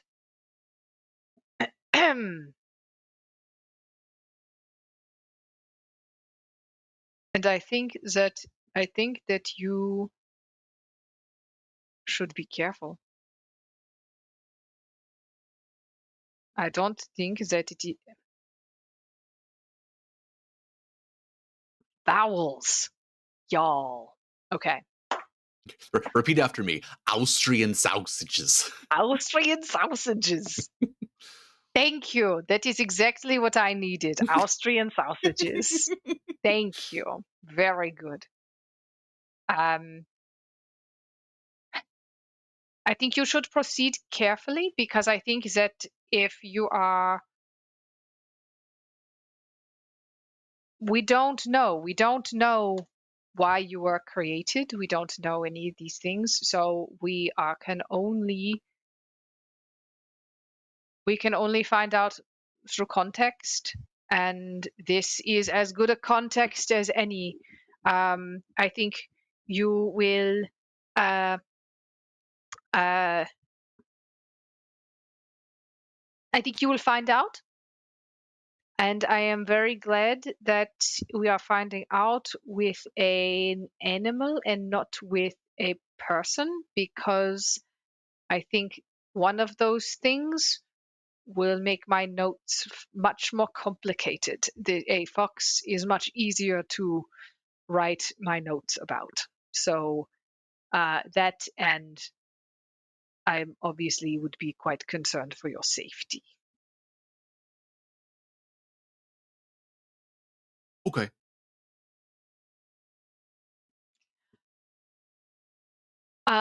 So the examination goes on.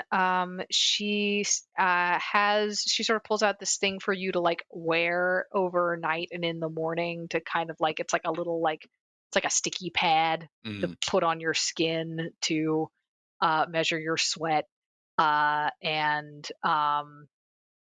it gives you like a little baggie to like put it in so that she can examine that later. Yeah, Justin, fucking grip it, baby. And slop that down, dude. Oh, thank Yeah, you. dude, crack one for the big boy. Thank you. Thank you, Amber. Thank you, Amber, for Stitch Voice. Hooray, Amber. Well, it's an accent that you have proven that you can do consistently, and so I'm just helping you out and helping the gays. And you know what? I appreciate it. I appreciate it. It is an accent I can do consistently for at least 60 seconds at a time. So, Sefer, you finish up your doctor's appointment, and as you are leaving, you notice it's the same people in the waiting room as were there when you came in, and one of them kind of looks up at you for a second and then looks back at their paper in a way that you have not that seems a little strange. You're not used to being noticed, being perceived by people in this way. And especially at Dr. Thesiger's, where people tend to be very focused on discretion. I hope you're happy.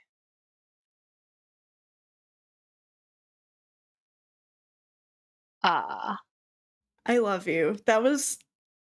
I needed that after this week, honestly. Anytime. You can say paper in a Stitch voice anytime you want, Della. That was beautiful. Yeah. Paper? Yes, that is the perfect word. Good. We love to hear it. I'm glad my art is appreciated. Anyway, so yeah, somebody sort of looks up from the paper, kind of gives you a look, and then looks back. But you can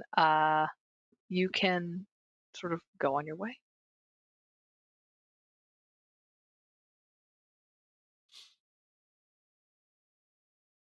We then cut across town again. I could try to do French Stitch. I could try to do that. Next time somebody donates $25, I will attempt to combine those accents. Stench, yes. I think that's correct.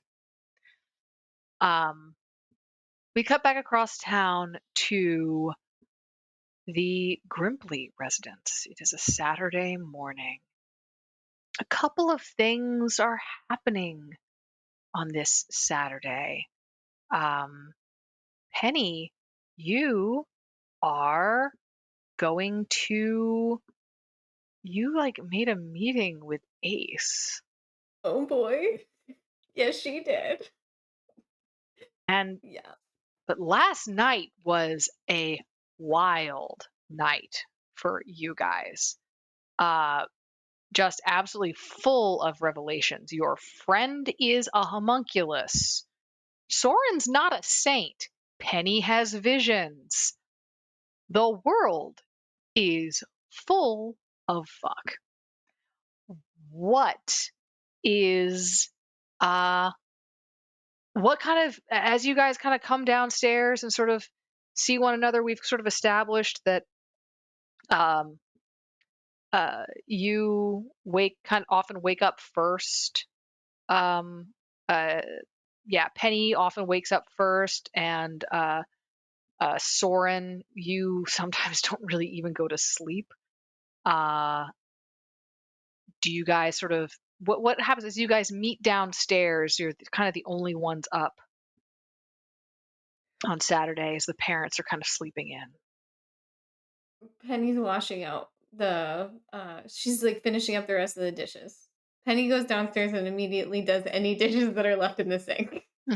I kind of like the idea that you, Penny, are washing the dishes, and like this entire time, Soren has just been sitting at the table, and in the midst of that, just like clears his throat. Yeah. Oh. I didn't notice you were. Oh, goodness me. I didn't notice you were there. I was just really focused on these. We're going to need so many cereal bowls this morning for all the kicks. So, because everybody's home. So that's good morning. Do you ever take a breath, Penny? Do you ever just breathe? I mean, sorry, I breathe all the time. It's kind of what, like, people that you gotta exchange oxygen in order to. I couldn't possibly know what you mean. You're so silly. So, last night,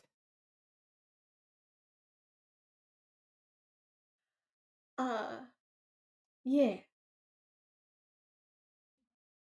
Yeah, last night. I have two questions for you. Oh, okay. Penny's gonna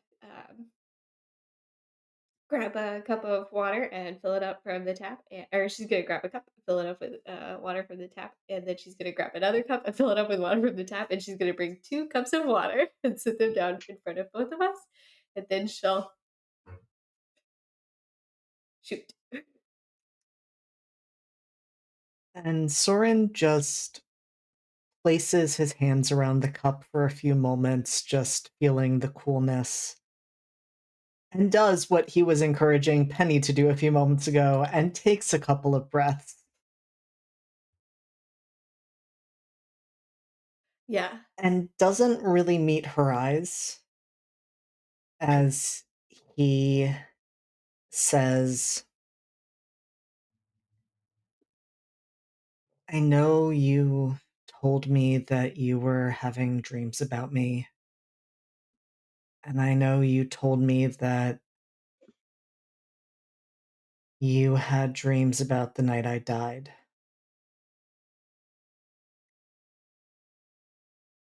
Did you ever have other dreams about me? Dreams about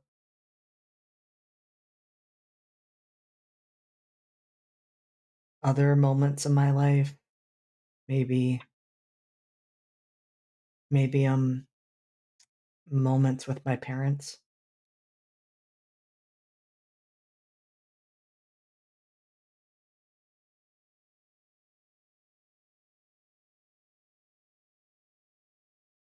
Um,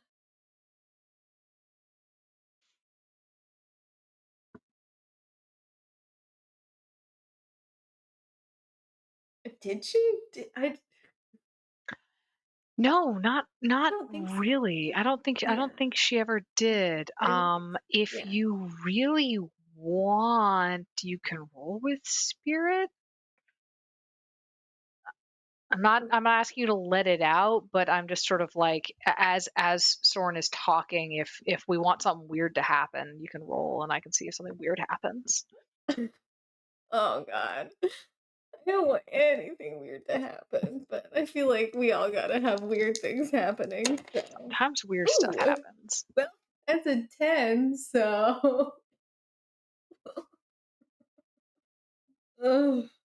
So as Soren is talking, you don't have a vision exactly, but you have, I think, a moment of empathy. But I mean, like, not empathy, like, oh, I really feel, I'm really feeling what you're feeling right now. Like a, it is empathy, but it's not like that like moment of like shared vulnerability that we often mean when we say empathy. It's you are feeling what he is feeling right now physiologically.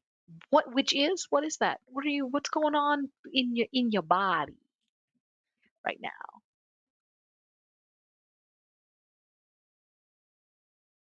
I think that Penny.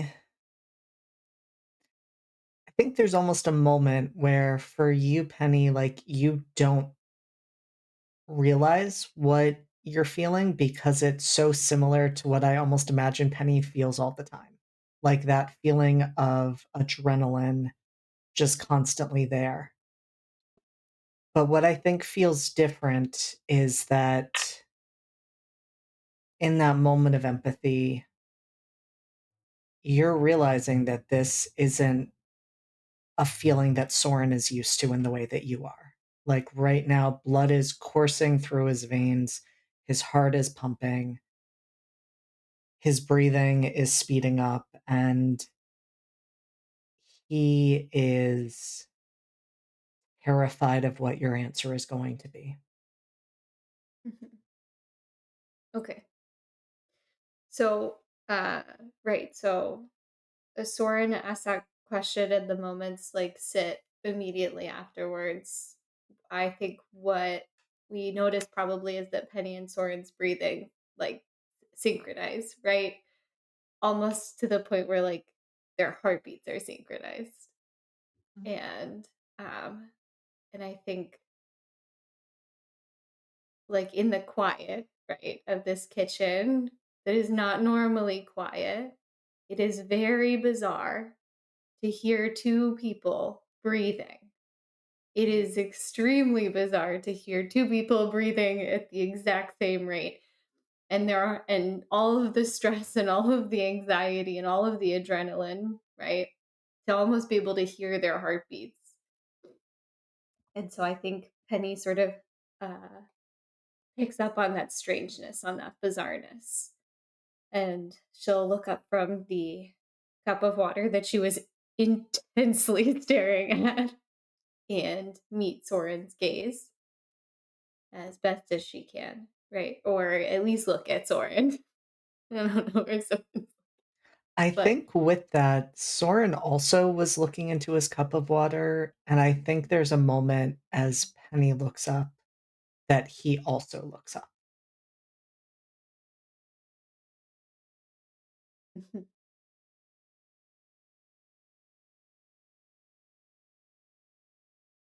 you're terrified.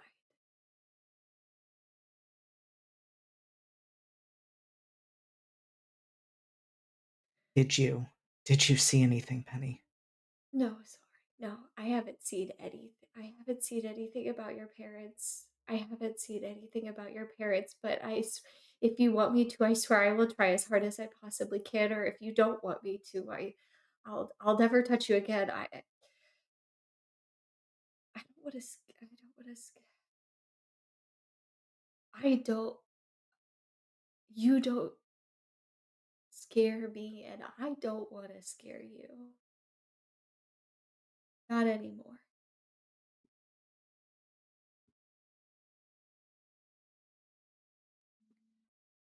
You Don't scare me, Penny. I mean, finding out what you can do scares me, but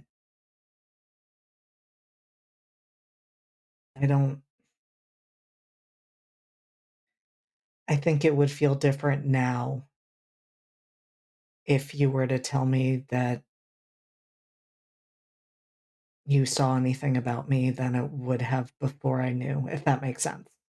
It feels different now that I know that that's a possibility. I know you don't have control over it or what you see, but I don't know, I guess it feels like I can not give permission, but that it's not something that's happening without my knowledge. Mm-hmm.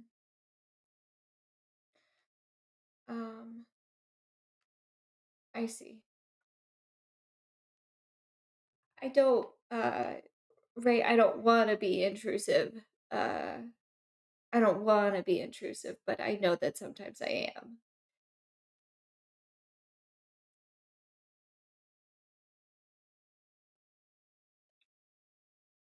I mean, you can't help something that just happens to you, right?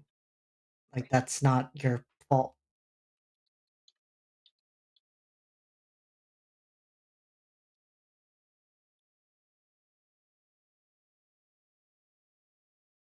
Hmm.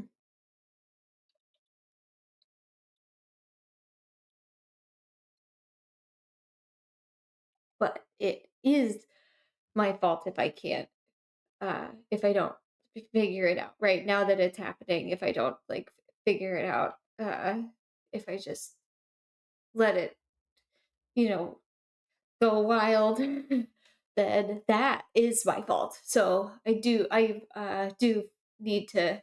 It is my fault. So I'm gonna I there's a vision. There's a well, I guess it was a dream. I don't know what it was. It was a dream, and there was maybe a person, and there were lines, and maybe I need to. And I'm gonna try to figure out that because I think maybe that then I can control it, and then I can not have it just happen all the time, and I don't want to hurt anybody with it, and I don't want to like invade your privacy anymore. So I'm gonna do that, and then everything will be fine, and it'll be fixed. Hey, Penny, remember what I said about breathing? Look, just because it's your responsibility doesn't mean it's your fault.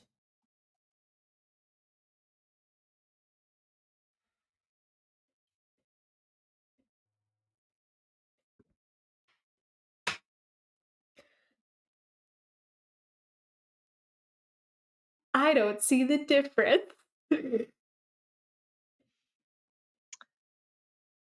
Yeah, I didn't either for a really long time.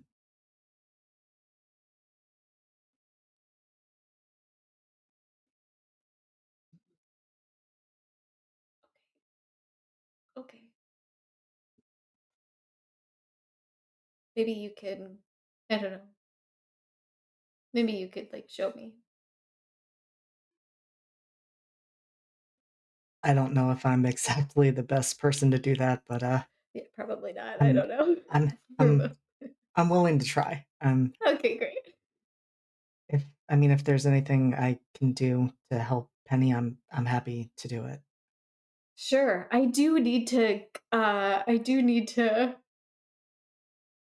I mean, might need some emotion. I might need some moral support. I might need some moral support because I'm supposed to go meet a demon. Sorry. What? I'm actually gonna, because this is just an absolute perfect moment to pause for a break. Like that is like such a perfect commercial break moment. It's like I need to meet a demon. Just absolutely beautiful. We are going to take a quick 15-minute break to refill our beverages, check our notes, see if our plot still makes sense, and keep on keeping on. Don't go away. We will be right back. So I got into the vampire LARP in high school because of some of the theater kids that I was friends with. And I joined that LARP, and I continued. I was in college in the same town as my high school because I grew up in a college town, and the tuition was better nowhere else. Speaking of the failure of student loan forgiveness, and so I was still doing said vampire LARP, and another guy that I met through the vampire LARP was in a community service frat at the university. And that guy then was like, hey, LARPing is super cool, but have you ever thought about community service? And I was like, I might just. So I got into that. I was recruited into that community service frat through said LARP friend. And then it was through said community service frat that I met Jamie. Oh, okay. We That love to is see wild. Oh man. It is the degrees of connections are just kind of crazy. Because I also met you first time at a LARP, at a vampire LARP. No Correct. less. Yes, one that you were throwing. Yeah. At Bedlam's house. Yes. Wait, Yes. no. You and I had met at the previous gamer weekend that you were hosting at your parents' my place. house. Yes, Right, that because Marcus was running. Yes, because so I was there. So, and I remember it specifically because I used to live a very short distance from your parents' place, and I had moved from there to Reston about like 2 months before that gamer weekend. And I remember going up there and being like, man, it would be so much easier to make this drive if I had not literally just moved out of Columbia. And I remember meeting for the first time because I just sort of showed up because Joydeb invited me, and I was kind of there and I was hanging out, and I'm like, I don't really know anybody else here, but I'm socializing. And then at some point I was playing Eldritch Horror, and you sat down next to me and was like, hi. And it was like, midday on a Saturday. They had a couple beers, like you do. Like, And you were like, hey, I'm Della. I live here. Who are you? With that implied parentheses of, and how did you get in my house? I think that's how I was greeting everybody that weekend. It's kind of funny how direct a line there is from those early gamer weekends to LFTA. Like, That's the knowledge. that was pretty cool. Yeah, But I was going to say, I don't recall it, but that probably would have been the first time I met Brendan as well. But I don't know if we had a direct conversation there or not, or what. But I would have been around somewhere there. Yeah, so, I met you through the gamer weekends, but I do not remember what our specific. I remember my and Della's first encounter very vividly for that reason. I do not remember yours and my specific first encounter. Which was the first time I ever LARPed was at one of those. So yeah, just bringing it back around to LARPing. But, yeah. LARPs are miracles. One day we will LARP again. Maybe I'll get to do my bubblegum ultraviolence Guarby LARP with Malibu Scream House. Oh man, yeah, yes. With Brendan. Brendan and I have been just posting. We've just been posting vibes at one another about this potential LARP. But the real question is, where are we going to get that much fake blood? I can help with that. I can get you plenty of fake blood. Did you have access to real blood? That's upsetting. You're open to it. Funnily enough, things that I have learned from being a semi-regular player at a yearly Splatterpunk LARP is that fake blood, like professional fake blood recipes, are actually closely guarded trade secrets. Yep. Yeah. That I did know. It is easier to get recipes for napalm than it is for recipes to get specific fake blood recipes. Yeah. I mean, good thing I know a lot of film people who will give me this information for free. Oh, Amber, did you not read Steal This Book in high school? Oh, no? Oh, okay. Yeah. Anyway, moving on, before I start talking about things that are going to make my FBI guy upset with me, let's move back on to the game. We have had some pretty major discoveries recently, including that Katie is herself like an actual vampire, which we just discovered. We're gonna work on. We've all got to Look, I just ooze vampire energy. I give vampire vibes. That's me. That's who I am. The polka dot a headband is very Bruja, I gotta say. You're a vampire. Anyway, what was I saying? I've gotten completely off track. Revelations. Yep. Revelations, signs, portents, revelations. So we come back. Yeah, Katie, Penny has just. We're gonna come straight back to where we left off. Penny, you just. Soren, this girl just told you she's meeting a demon. What? Penny, I have questions and concerns. Why are we meeting a demon? Why is this something? Oh, I mean, what I need to do, but I really want to be able to uh if I'm gonna not be able to not have these visions and nightmares, and I'm not gonna not be terrorized by them, then like that's it. I don't want to be terrorized by them anymore. So I figured maybe I could do something where I would be able to figure out how to do something with them, like control them better, maybe, right? Or I don't know. With the help of a demon. Oh, well, he said that he would help me figure out who it was that was helping me with the limes. Right, the limes. The limes. I had a Penny will explain the dream. I had a dream where there were limes and I couldn't hold them.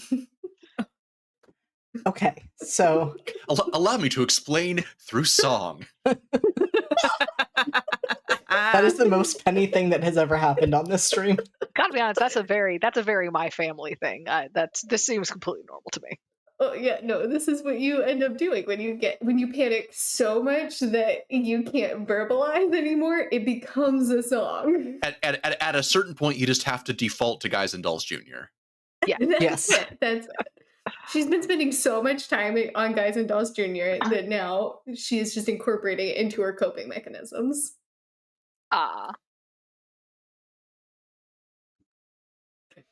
Yeah. So, yes. So I went to, there was a person in my dream who was helping me hold all the limes, and they said that they could help me figure out how to hold more limes or something like that. I don't know. But anyway, Ace said that he could help me figure out who that was. And maybe they have more information about people like me. And maybe that I'll be able to learn how to do anything with this. And then I could maybe show you the visions that I have, or maybe I could even like change them, or maybe I could use them to figure out something about, I don't know, the future or something, right? That would be super helpful. So that is why I'm going to meet a demon. Okay, a lot of that makes sense. Why a demon? I thought so too. Why a what? Why a demon? Because well, he was initially going to give me drugs, and I thought, maybe this is better.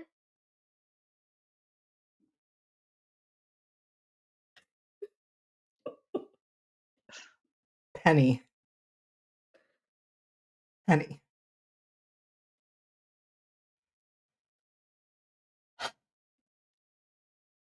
mean, I guess you do have a point. Because I was going to say, why wouldn't you talk, to the youth pastor? But I can see why you wouldn't talk to the youth pastor. Yeah. Honestly, youth pastor Sam has just been he's really caught up in starting the cover band that he's been working on. The I can't pull a reference right now. insert Christian rock band. Right. Here. Right. The Yellow Reliant Card cover K? band. The, Reliant K cover thank band. you. Reliant K, Yellow Card, whatever we want to. Yeah, Yellow Card, Five Iron Frenzy. Yeah. Five Iron Frenzy. Yeah. POD. He's doing Oh, POD. Thank you. POD. Oh, wow. Oof. Yeah. Oof. Wow. 14-year-old Yeah. me. Damn. The early 2000s were really a renaissance of just like radio play Christian alt rock. Yeah, well, it was a hard rightward turn culturally in this country. Yeah, no. Yeah, no, that's yep. Yuck. Anyway, Youth Pastor Sam's trying to do his acoustic covers only band, of Yellow Card and Reliant K. And so he just hasn't been as available. Is that the only reason you're not talking to him?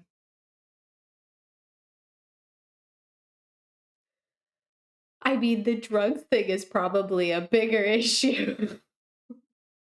Well, I mean, you didn't start drugs, right? I didn't start drugs. No. All right, well, you're not. I'd like for you to not go alone to meet this demon. I would like to not go alone to meet this demon. And I also worry that perhaps I will meet this demon and he will laugh at me. Because I look like this. I mean, I think that's the least concern, but it's funny you say that, Penny, because you know how I said I had two things I wanted to ask you? Yeah, you did, didn't you? Yes. Also, speaking of being laughed at, I feel like this is a really ridiculous question that people don't have to ask, but how do you go buy clothes?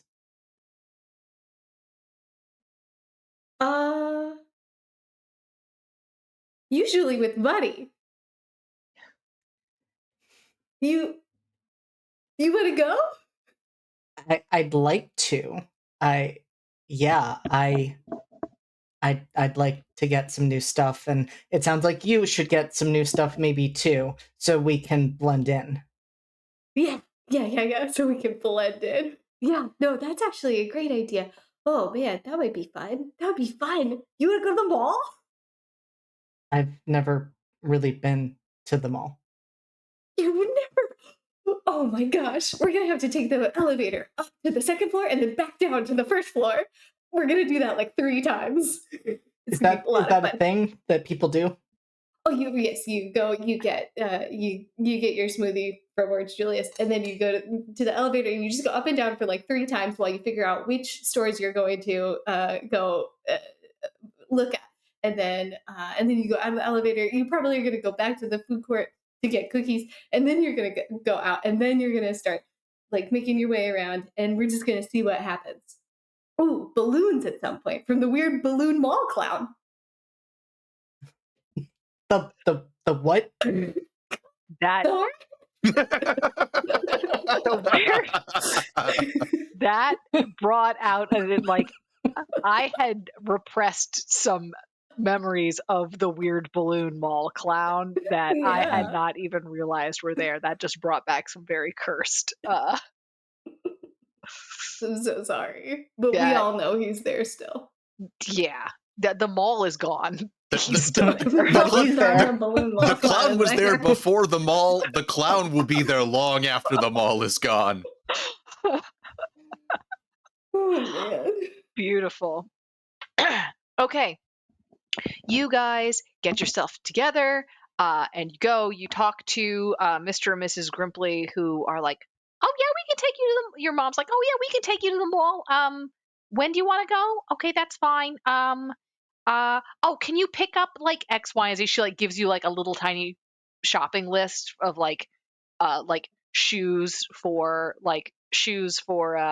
Kibo and another some nice shirts for Pork Chop. who has a family visitation coming up. And we need to hit up the tea place for Dandelion. yeah, you got to hit up the tea. Yeah, Dandelion comes is like, will you? All right, got it. Will you fetch me some tea while you're there? Sure. Yeah. Dandelion, we got you. Excellent. I will pay you handsomely in reward. Dandelion has no money. Dandelion has no money. He is absolutely going to hand you some mulch. Like that, it is going to be. You are going to get paid in mulch. Perfect. That's what's Can going I to happen. can I interest you in some cool gravel I found? I have these shiny rocks. This cool rock. Now, to be fair, the cool rocks are actually pretty cool. They find some cool rocks. Sorry, Brendan, I just saw your post in chat. Extremely cursed. No, Dandelion and the mall clown, that's No. that can't happen. That can't happen. Absolutely not. So you guys go off to do that. At a certain point, you guys start packing up at the campsite. Jerome, you guys start packing up to head home. You've met a whole bunch of people. I'll give you like a little write up of people to talk to, of like people that you've met at this place. But everyone there has been very nice. There have been a couple of people your age, but they will all go to different schools. But none of them were at the actual like ceremony, but they're very much like, oh, this is so cool, you did the thing. What's interesting is you find yourself being very reticent with them. Like you don't, you're like, no, we don't tell non-initiated people about, and Tia talked to you about that before. It's like we don't tell non-initiated people about, the full ritual, for a reason, and so on and so forth. People sort of need to be sure.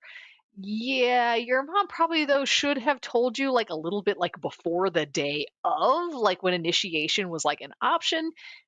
Probably would have been better to get a longer heads up, but you did great anyway. Jerome's pretty good at rolling with it. Also, he's used to the change the subject, be a little reticent. There's a lot of things he can't tell his friends. So yeah, this is par for the course. He's all right. He's okay. Yeah. And your parents are both of their jobs involve, both of their jobs involve not like lying, but a lot of like creatively bending the truth. So there's a certain degree of creatively bending the truth that they both kind of just reflexively do, not as like I'm trying to lie or manipulate people, just as a like completely unthinking impulse of what makes the best story in this moment. As you're packing up to go, Sam Harrow sort of comes up and is like, hey, can I get a ride with y'all? Yeah, Mom, Dad. They sort of look around, they nod. Sure. Yeah, come on, Sam. Fantastic. Cool. Fantastic. It would be great if you could drop me off, if it'd be all right if you could drop me off just over by the mall. Yeah. Yeah, sure. Cool. I'm going to meet your friend there. Oh, really? Oh. Mm-hmm. You're gonna meet Imogen there? Mm-hmm. Hey, I'm gonna try to. Can I borrow you? I'm gonna try to. Mom, do you mind if I go to the mall too? When we get back, I should really follow up with Imogen as quickly as possible. So, like, yeah, if she's gonna be there, then cool. Imogen, you get a phone call from you guys have caller ID at your house. You get a phone call from like a payphone, and it's Sam Harrow, who is Oh. the person that he's a drug addict, member of your organization, a member of your group, and he had agreed to get you files from the church offices related to the archive closing down in exchange for an archive copy of the Gospel of Thomas. And so he calls, and he kind of like gives you, first thing he says is he kind of gives you the call sign of like, this is like org business, like scholar group business. Yeah.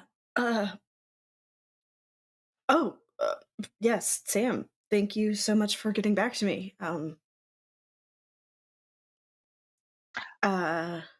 Yeah, so I've got a couple of boxes here for you. I'm gonna drop them off over at the mall over by, there's some dumpsters I can drop them by where they won't be where nobody else will find them, but you'll see them.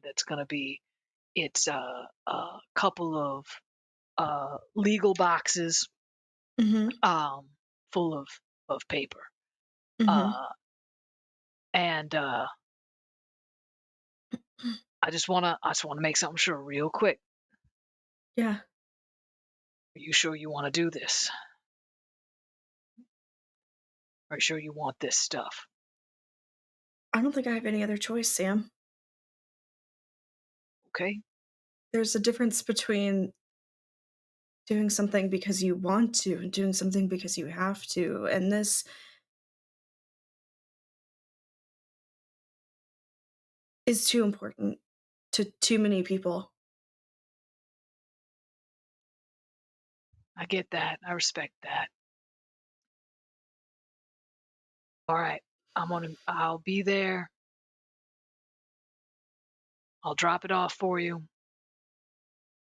And in that same spot, whenever you can get me that book, Mhm. I'd appreciate that. For sure. The last thing I want to do is let somebody else down, right? Sorry, that wasn't about you. Nah, I get it. I get it. Okay. I'll talk to you later. I'm about to run out of minute. It's a payphone, ran out of time on it. Yeah. So yeah.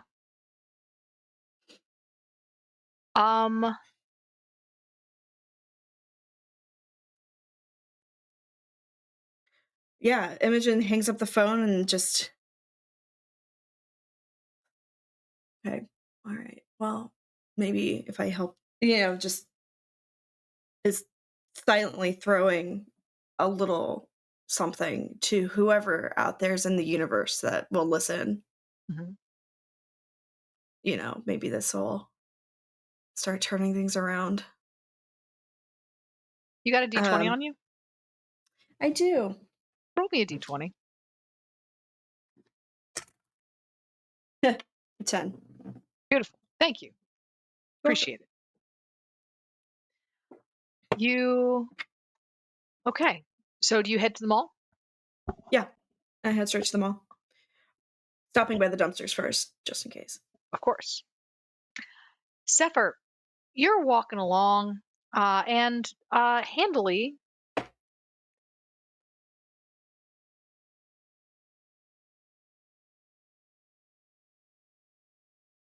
you're walking along, and you get kind of a funny feeling as you're going.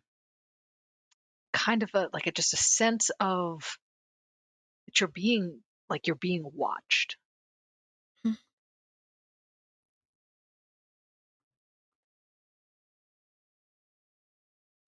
And you know, you've gotten kind of used to a certain degree of paranoia. You stick out, you know that people look at you and are like, "Oh, tall. Tall, big person." Mm. So, your general response is to like kind of shrimp, kind of shrink, kind of like try not to stand out quite so hard. And oftentimes that works. Attention sort of moves past you. But then this doesn't fade. And you're kind of looking around as you're walking home, and you see, a car passes you, stops at a stoplight. You pass that car, passes you, another couple cars pass, and that same car passes you again. And there's a moment where you're like, what? Am I imagining this? But you don't imagine things like that. Your optics are too good for that.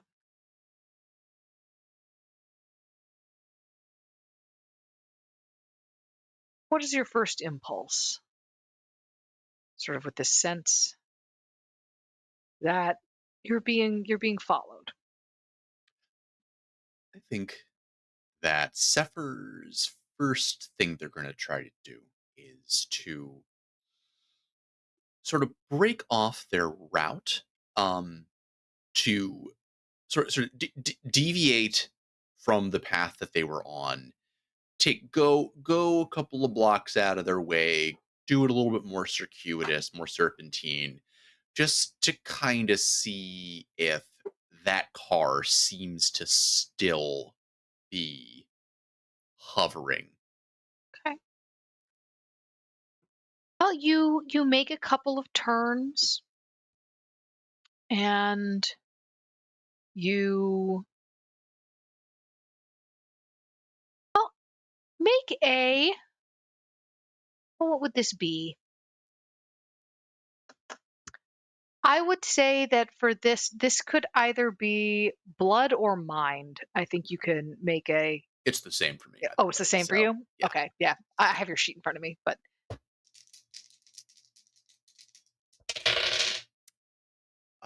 That is only a 5. you take a couple turns. You are not able to shake. You are not able to shake this vehicle. Okay, but they are definitely still tailing. At this point, you cannot think of any other reason. Any other reason why this would be the case? You sort of duck into. You realize you're actually right by where the mall is. And you kind of have the opportunity where you could potentially sort of cut through the mall parking lot, and take kind of a shortcut home, sort of through some woods where cars cannot go. Mm-hmm. You would have to cut through the parking lot as well, of course, but that might be even better because the cars can't like take a straight shot line through that parking lot either. Yeah. Although I think before Sefer does that, I think Sefer is going to try to, as subtly as they can, get a better look at the car. I think maybe Sefer's going to like stop at a crosswalk, Mm-hmm. and try to see if they can, from the corner of their eye, or at least like looking around, but trying to make it look like they are not like actively looking at the car. Try to see if they can get some details of the car and potentially of the driver / passengers. Okay. I'm going to have you roll for this. Is going to be a. Let's see, do you have any specific moves that would let this? No. No. I mean, unless you want to commune with the machine, with the car itself. But I'll let you roll to essentially figure someone out. I'm not going to go with figure someone out because I don't feel like in this situation Sefer has like this doesn't feel like a commuting situation to me. So Fair enough. I'm gonna go with this the figure someone out.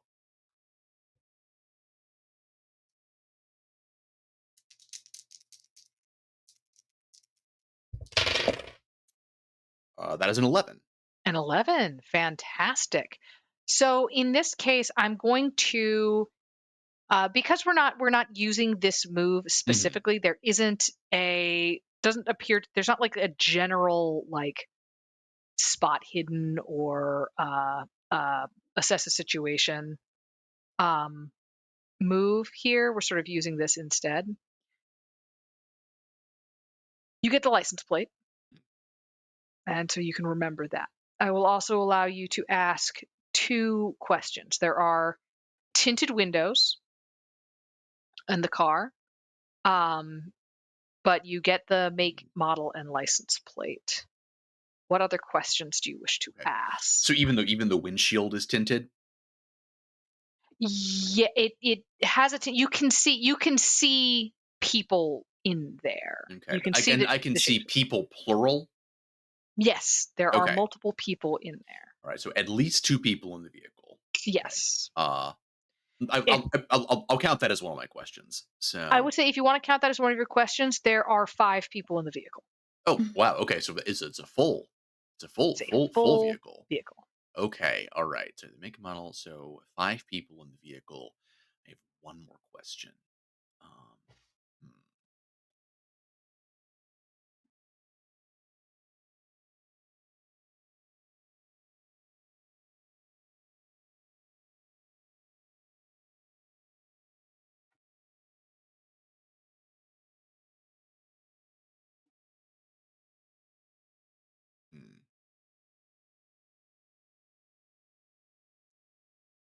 I can also allow you to hold it for later. I think that's what I'm gonna do. I think I'm actually going to hold one from that for later.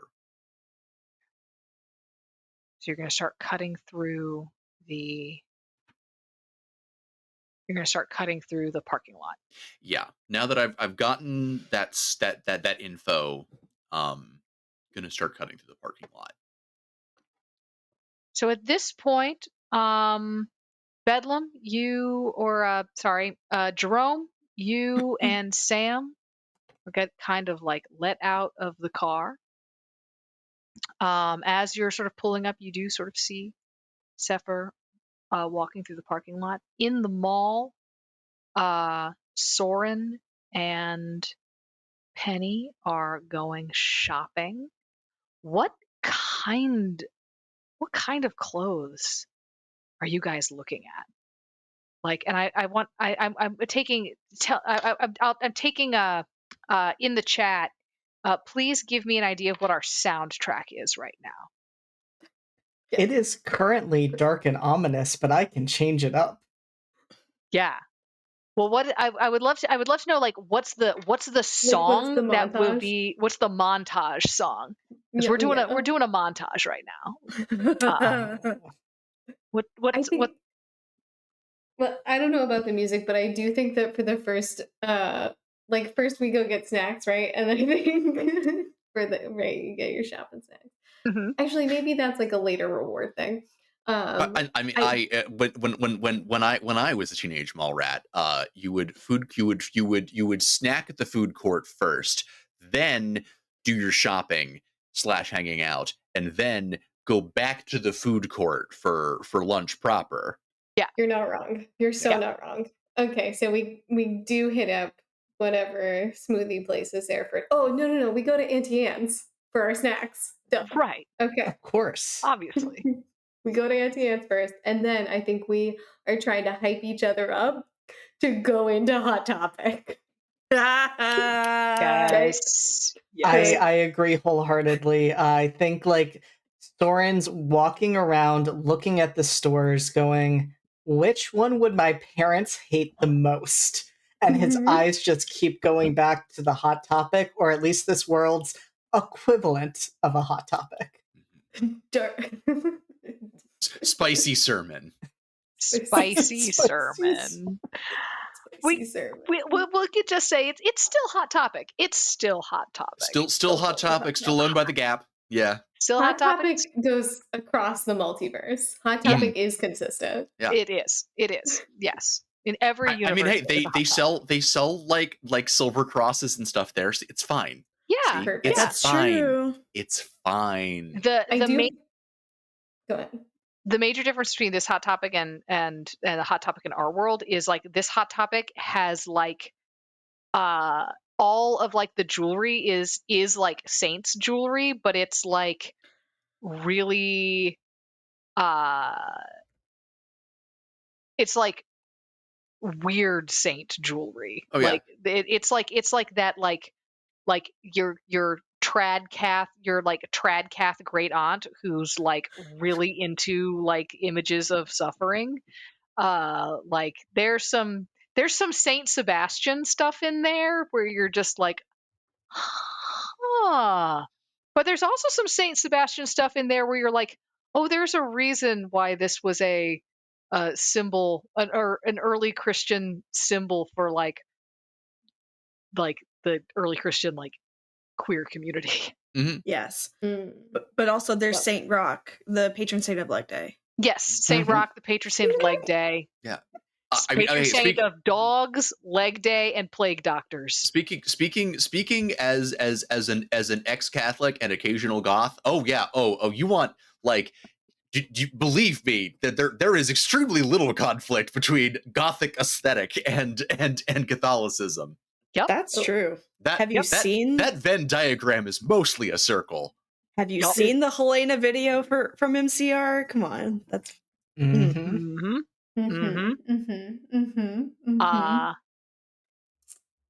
Yeah, I do think there is fully a moment where Penny and Soren are sort of like walking around, eyeing up, like, definitely not like, not American Eagle, probably not like, definitely not like Hollister. Probably we should stay away from Forever 21 because like fast fashion or whatever. And then we both like eye up Hot Topic, and in Penny's mind, she's like, that's like a demon thing, right? That could be like a demon thing. That could make me look cool. And she's just gonna slowly turn her head over to Soren and be like, that one? I think that one, yeah, I mean, that one. My parents would hate that. They would hate that so much. I would hate that so much. I think it would make us look so cool. That's right, and we would fit in. We would fit.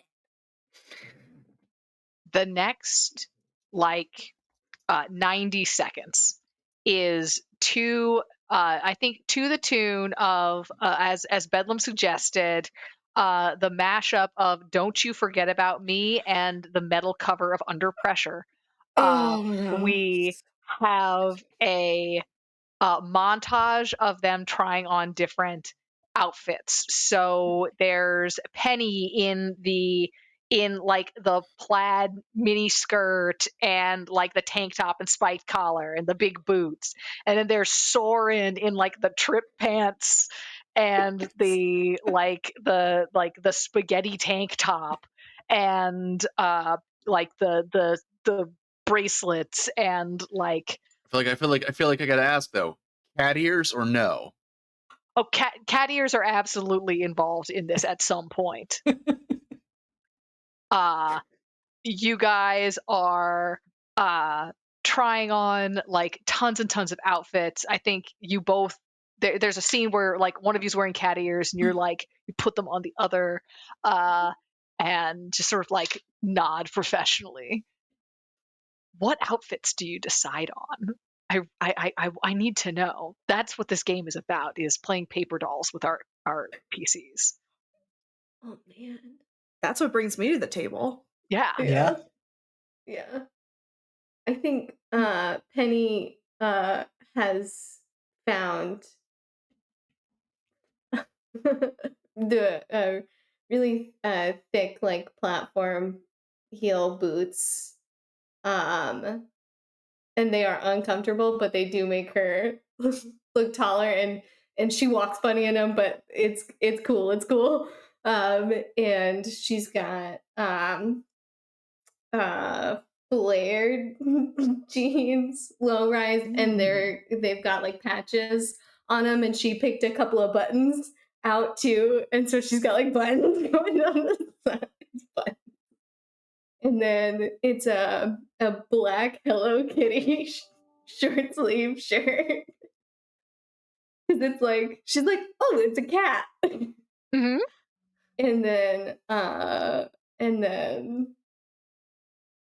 And then they also bought black nail polish. Yes. Yes. Yes. And it'll be a thing. Beautiful. That's what Penny's got. Soren, what you got? So I think Soren does ultimately go for the trip pants, because how can you not? I mean, those were a staple of my wardrobe until my like mid-20s, so gotta go back to those years. Mm-hmm. And like the black ones with all of the zippers, all of that, of course. Yeah. And I think he's eyeing up some of the shirts that, you know, are very like strappy, like leather-esque, but is like, that's too much. Mm-hmm. I am not there yet. Mm-hmm. And so I think he ultimately goes for a fishnet shirt under a t-shirt, but he is going to ask Penny to pick that t-shirt out, because he has no concept of anything that is on the walls. Like, he doesn't know what he might be putting on if he wears one of these shirts. So he's going to defer to her. And before I have Katie answer that, I will also say he has picked out a hair dye kit and has he has a bleach kit, and I think he's going to go with some blue hair dye. Some good old Manic Panic or special effects. Oh, honey, you've got that that super kinky hair. Oh, Manic Panic and Hot Topic bleach kits. You are going to get fried. This is beautiful. It's going to come down to a luck roll, my guy. But no. I love Penny's spirit. Minus because Penny will try to help. I love this for you. What does Penny choose? Yeah. I think Penny looks for the thing that is like the least like, it's like hardcore, but like still like it's hardcore to Penny, but it's still tame. And she fully is gonna pick out a Invaders Dim t-shirt. Incredible. Yes. I do also enjoy how our how addition to our technology being about 20 years behind, all of our fashion and aesthetics are also about 20 years behind. We're basically just describing what either we or our significant others wore in high school. Or both. Or both. Yeah. Correct knowledge. No, for sure. It does have the detached sleeves, but since you already have the fishnet long sleeves, Penny's gonna take the detached sleeves for herself, and it's gonna be fun. Incredible. Beautiful. My hair's still recovering from the Scene Kid flat ironing. Like, fuck. Oh man. Sorry, I just had war flashbacks. I did taking the straight razor to your hair and just. I mean, like I said in chat, I just got like a vivid flashback to lugging my trumpet to summer band practice in mid-July, wearing a full trench coat, steel-toed boots, black jeans, and a Rob Zombie t-shirt. I remembered that, and I started getting sweaty.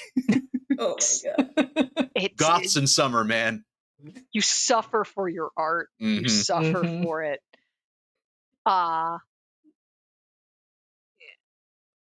Yeah. I think one of the last times I went to Hot Topic was to buy a band T-shirt for my mom. Incredible.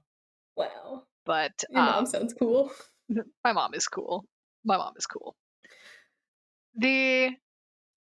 So yeah, you guys get that. You guys get your Orange Julius or your sort of like after shopping stuff, and you guys kind of find like a quiet place outside the mall, kind of like back around where it's sort of quiet, where like loading, kind of like where the loading docks are.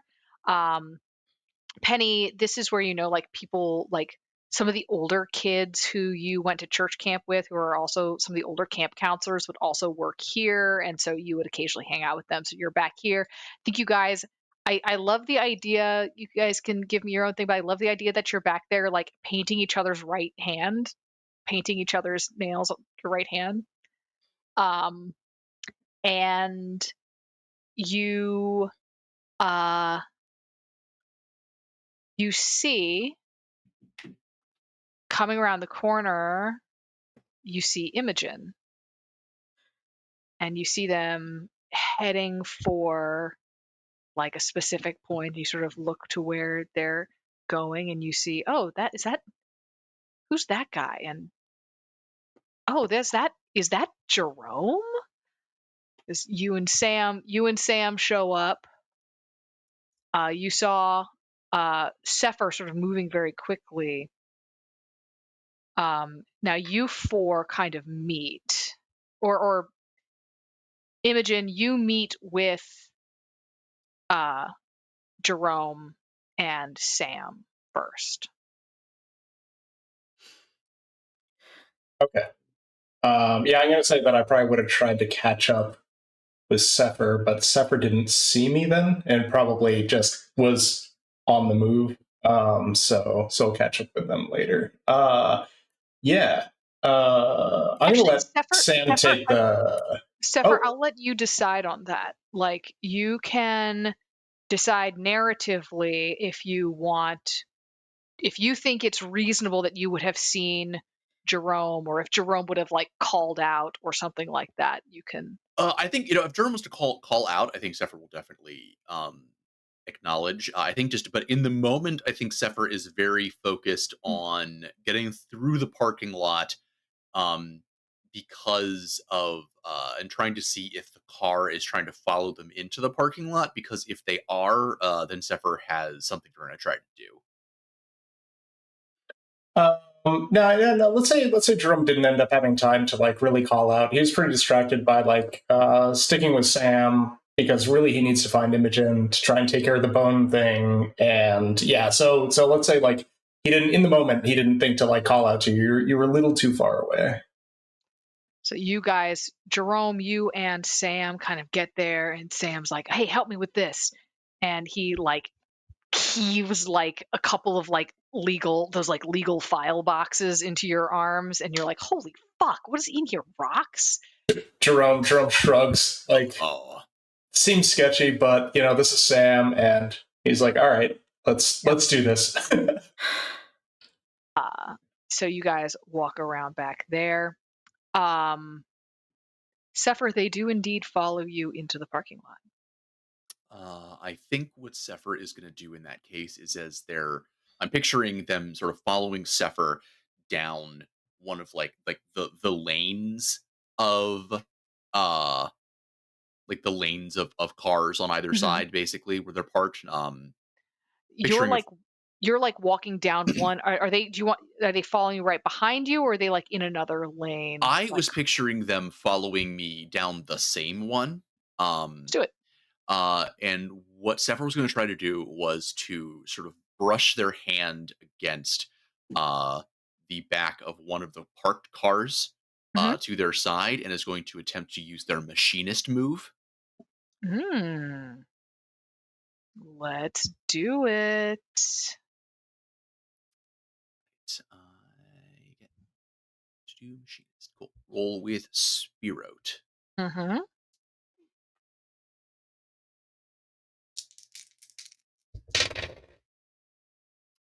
So that is an 8. An 8. All right. So you may ask one of the following list. What secrets are hidden here? Who made you this way? What purpose do you serve? How could I get you to a blank? And I think I'm going to use the last one. How could I get you to blank, comrade? I am how could I get you to Mr. or Ms. or Mix car to just pop yourself into reverse.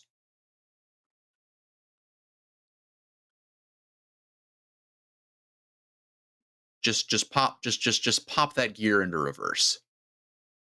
So this is tough because the immediate answer is have the key and put me in reverse. Which is not, I know what you want to have happen. To do the thing I know you want to do, you've succeeded in this role. You need to let it out. Okay.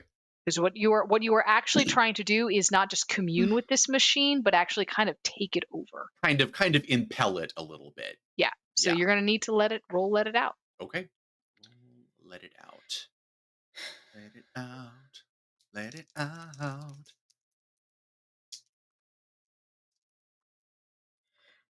I was thinking in the same vein of like Hot Topic, bleed it out, dig a dipper, so you pull it away. Dipper just to throw it away. I got a 9. Wonderful. You got a 9 for let it out. All right. When you let out the powers within you, roll with spirit. On a hit, choose 1 and mark corruption. So you mark not corruption for you, but redemption, I believe, right? Yes. And you can, in this case, what you're doing is sort of taking definite hold of something vulnerable or exposed, which in this case is the e-brake of the car. And by releasing the emergency brake, it's on a slight hill. By releasing the emergency brake with the power of your relationship to machines, you can get it to scoot backwards. Yep. And so just as sort of Sefer is sort of walking past it, brushes their hand against it, and as they do so, and there is this sort of slight, I almost picture sort of like a kind of a thrum of like static electricity, their hair sort of stands on end, the collar of their trench coat kind of pops up, everything kind of billows slightly, and the car starts to just roll backward, conveniently directly into the path of the pursuing vehicle. You hear behind you, you hear a sudden squealing of brakes, and then you hear a shout, and then you hear doors opening. And if you turn around and look behind you, you see 5 people exiting the vehicle, all of whom are laser focused on you. Oh, and shit. they're not running yet, but they're moving toward you. Well, Sefer's making their way downtown, walking fast. I think in this case, heading towards the mall, since they are actively getting out on foot. Sefer's going to go for the mall because there are people there. Yes. So you are moving quickly. You are power walking. As you do, they kind of break into a jog. As you move faster, they too start to move faster. Walking fast. And then, so Imogen and Jerome and Sam, you kind of all meet up. Penny and you guys don't notice, or if you do notice 2 random goths sitting there, you do not associate them with Penny or Soren. Just 2 goths. Just 2 goths. 2 goths sitting in the mall receiving dock. It's like, yeah. Yeah, like that's they the scenery. Are they It's smoking like American pigeons. spirits or like Cloves. Absolutely not. We don't smoke. We haven't gotten there yet. Are you kidding? Two goths. Stressed out. 2 goths in a Hot Topic, 5 feet apart because it's not the Gap. Hey. All right. Yeah. So you guys sort of, if you see them, you don't really acknowledge them. You don't really know who these people are. But actually, can I put a face to a oh, the people? Wait, hold on. I misunderstood. Yeah, sorry. I misunderstood. You don't. Yeah, the two goths you unless you want to try, you kind of disregard. But you Sam is there. He's got 4 big old boxes. And Jerome is also there. I'm gonna let Sam take the lead on this because, at least for the moment, because he's obviously there to meet Imogen, whereas I'm just kind of tagging along so I can talk to Imogen afterwards. Hey, Imogen, I got you Sam. Hey, your Jerome. boxes. Uh-huh. Do you have a dolly or something that you can move these with? They are heavy. I've got my dad's car. He let me borrow it. Very cool. That will make things very easy. So, yep, here they are. Much good may it do you. Jerome puts them on the ground for the moment. And these are heavy. Well, thank you both for meeting me here. And yeah, no, Jerome, again, I'm so sorry. Yeah, no, I mean, it's fine. We're past that. It happened. It's sorry, but I mean, we just gotta find the rest of it. Yeah. It turns out it's super important to like get all of it. Yeah. So if I don't know if you're gonna have like time after this, but maybe you could we could go search if you think they're still in the room, or I don't know if you figured out if anybody had been in your room or might have taken it or what. But if you have time today, that would be really great.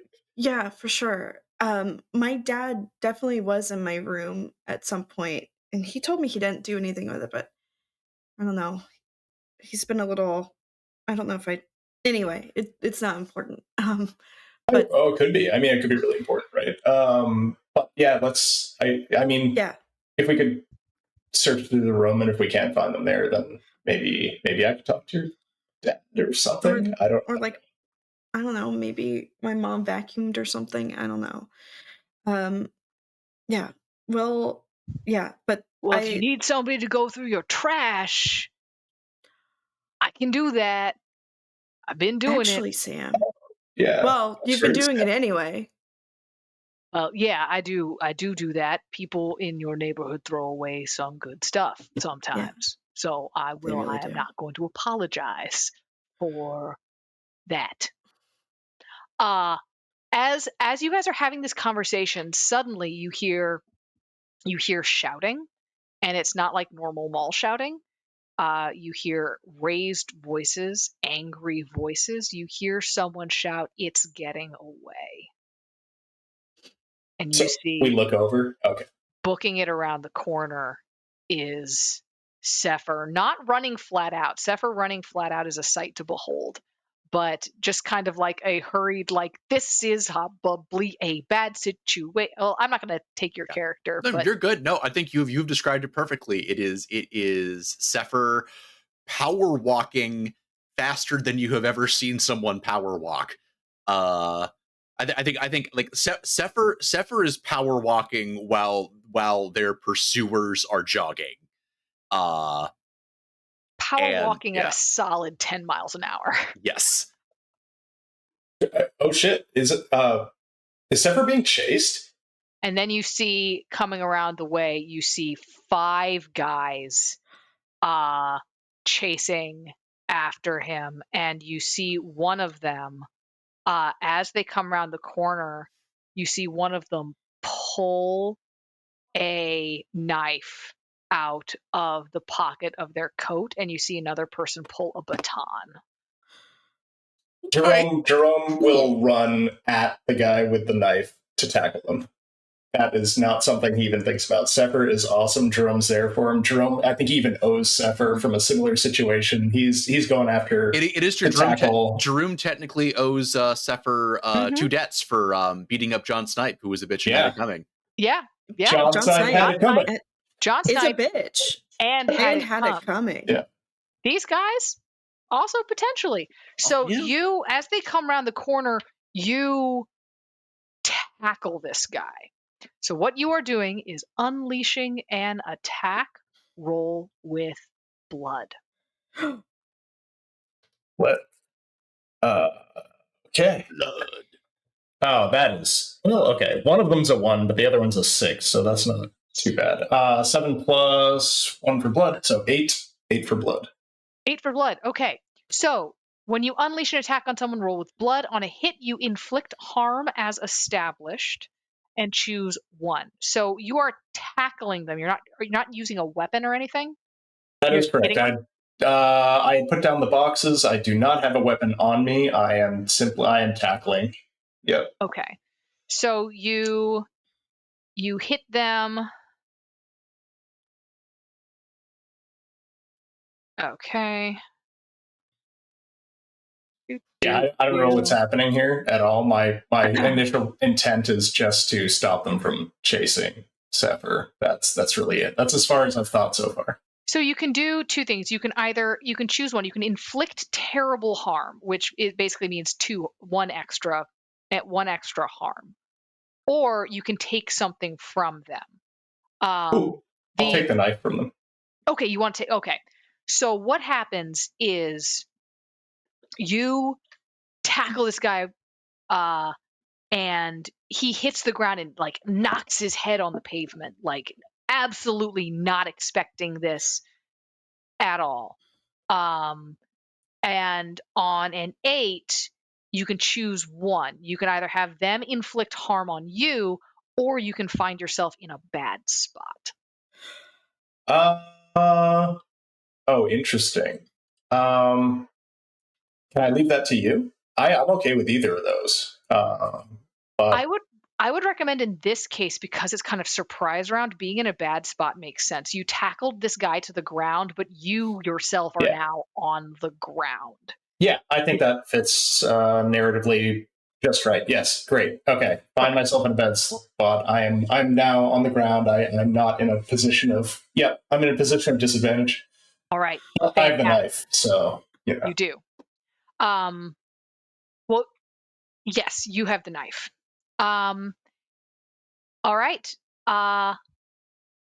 The way combat works in Urban Shadows, like in a lot of these games, is both in like zones and not like by initiative order. Also a little bit by who has a cool thing they want to do. I think it makes the most sense here, though, that Sefer go next, but I need to take like a 2-second bio break. If we can just pause for a moment. I will put us on the be right back screen. Okay, cool. That's Perfect. like 2 minutes. Yep. Yes. Mm-hmm. Never not more water. All right. Thank you guys for bearing with us. Sometimes these meat suits that our brains float around in need maintenance at annoying times. That's all I have to say about that. Speaking of awkward meat suits, Sefer, what are you going to do about these 5 guys chasing you? Mm-hmm. Yeah, so Sefer, you know, the anatomy chart in his anti-suit is going to, I think, throw them. So Sefer was mostly concerned with getting away, but see, now that Jerome has gotten involved suddenly, Sefer is concerned for Jerome's safety. So Sefer is going to launch themselves with a certain abandon at the group, which conveniently helps me get the +1 armor for only flesh. And I think is going to be, I think probably going after the one with the baton, I think. Okay. And then and also because of my tireless ability, I count as a gang of equivalent size. Ooh. Okay. Are you fucking kidding me? It is true. Sefer had it under control the whole time. Yeah. Sorry, what? Sefer doesn't need any help. Sorry. Oh no. This Sefer good is not a because- bitch. Sefer is not a bitch and did not have it coming. No, Sefer is not Entirely a not. bitch. Because Thorn and Penny Foley are just still painting each other's nails, right? That's why. Or maybe we paused. The nail I think polish you is probably dripping. paused. So Wait, yeah, what? you come directly out of target without concern for your own well-being. Yeah, I guess unleash an attack. Unleash an attack. Right. Is that blood? Yeah, roll of blood. Yes. Okay. All right. That is going to be a 9. A 9. Okay. So, do you want to inflict terrible harm or take something from them? I am going to take something from them. Okay. Sefer is going to disarm them. Mhm. They're not in the sense of disarming, of taking away their weapon, in the sense of, I think in Sefer's immediate, not really thinking it through, utilitarian problem solving logic, if they just take away the weapon, they can still use that same arm to pull out another weapon. But if Sefer removes the arm from the equation, it ceases to be a problem. So I think Sefer is going to, the baton guy, Sefer is just going to mangle their arm. And I think Okay. I think what that looks like is that, so the baton guy comes in with the baton. Sefer sort of extends out their arm to get inside of their guard with sort of a sweeping block, and grabs their arm as they do so. And as they're sort of like circling it around, their arm just kind of keeps getting longer, dramatically increasing the leverage and torque involved, which the baton guy's rotator cuff really is not designed to, you know, it's really it's outside of factory parameters. Yep. And it is now outside of its socket. Yep. You yeah, he screams. He is not thrilled that he screams. You can either choose, and he's going to scream, and he's going to try to inflict harm on you as well. And he's going to start just basically like punching you where he assumes your kidneys would be. Mm-hmm. And which would be like 1 harm, which with your armor you do not feel. Yeah, I was gonna go with take the harm, because I think that, like, yeah, Sefer is kind of just throwing themselves in here. Mm. And I think to a certain degree, Sefer's been cheesed off. Sefer's also been looking for a physical hobby, and I think Sefer is almost a little bit at the point of like, all right, especially when Sefer heard them refer to them as it, and now that Jerome is also in danger, and I think there's a certain degree to which Sefer kind of wants them to see that they have made a poor life choice. Baton is not happy. His hand is still kind of like clutching the baton because it's kind of done that claw thing. Yeah. Now another guy, this guy I'm calling Hat because he's wearing a hat. He's wearing a baseball cap over his hair. He comes at you and jumps on your back with a garrote and loops it around your neck and tries to cut off your air. I am going to ask you to keep your cool. Keep mine cool. Well, tell me what you want to avoid here. This is one of these games where he's gonna get it around your neck. Yeah. Like, all right. Spirit, which Is spirit good for me? Spirit is good for me.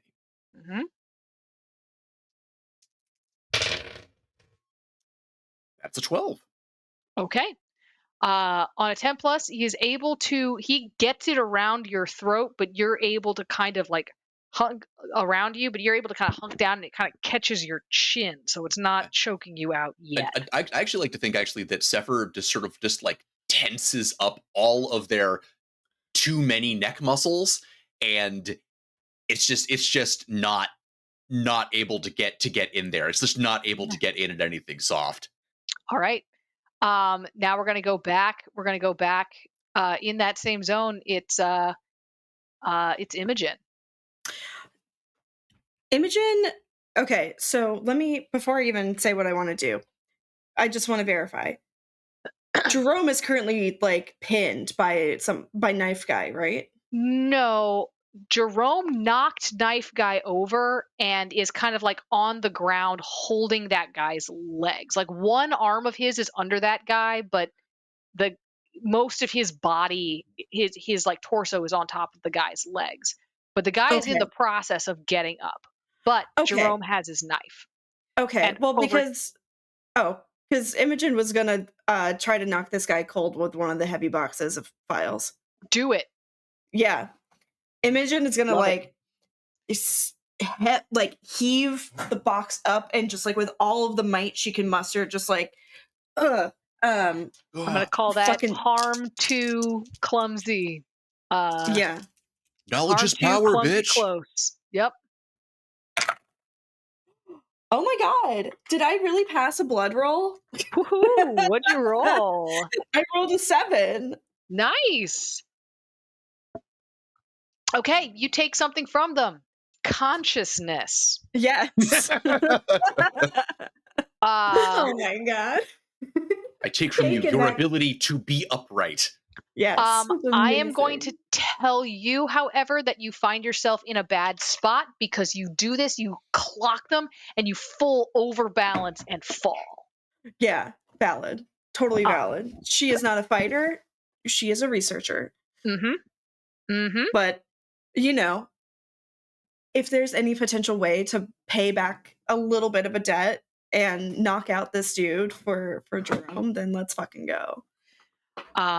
Guy with the there's another guy there, the one with sunglasses, comes and runs in, and he's got just like a club, like a little, like not the one had a collapsing baton. This one's got a little wooden baseball bat club, and he's gonna come in and smash that club into Sefer's knee. So Sefer, you would take from this 2 harm. Okay. 2 harm bashing. Okay. Does my armor absorb one of that? Yes, your armor absorbs one of that. Your armor absorbs as much of that as it. This is the 2 harm that a club would do. Cool. Where? Oh, that's right. Okay, so it's what I want. 5. What faint? 1 faint, 2 grievous, 2 critical. Is that how that works? Yes. 1 faint, 2 grievous, 2 critical. Okay. Cool. Your armor absorbs that. And then, you can ignore harm with scars. Okay. Cool. In this game, people don't have a whole hell of a lot of hit points. Better to not get hit. Cool. All right. Soren and Penny, you're sitting over there and you suddenly see this happen. What do you do? Soren's running right into the mix. I don't even think he thinks about it. I think it's just like he sees this going down and he is just on his feet and moving. Absolutely. What move do you want to use, my guy? I'd like to use Vigilante. You wanted to use Vigilante. Fucking A. Let's fucking go. Damn, is Malchus in the chat? He would be so happy. All right, roll with blood. That is sadly only an 8, but it is at least an 8. All right, hold 2.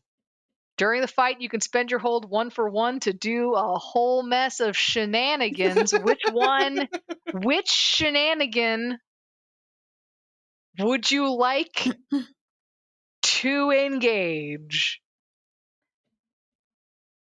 I would like to disable the guy who just hit Sefer with the bat. Disable sunglasses. Yep.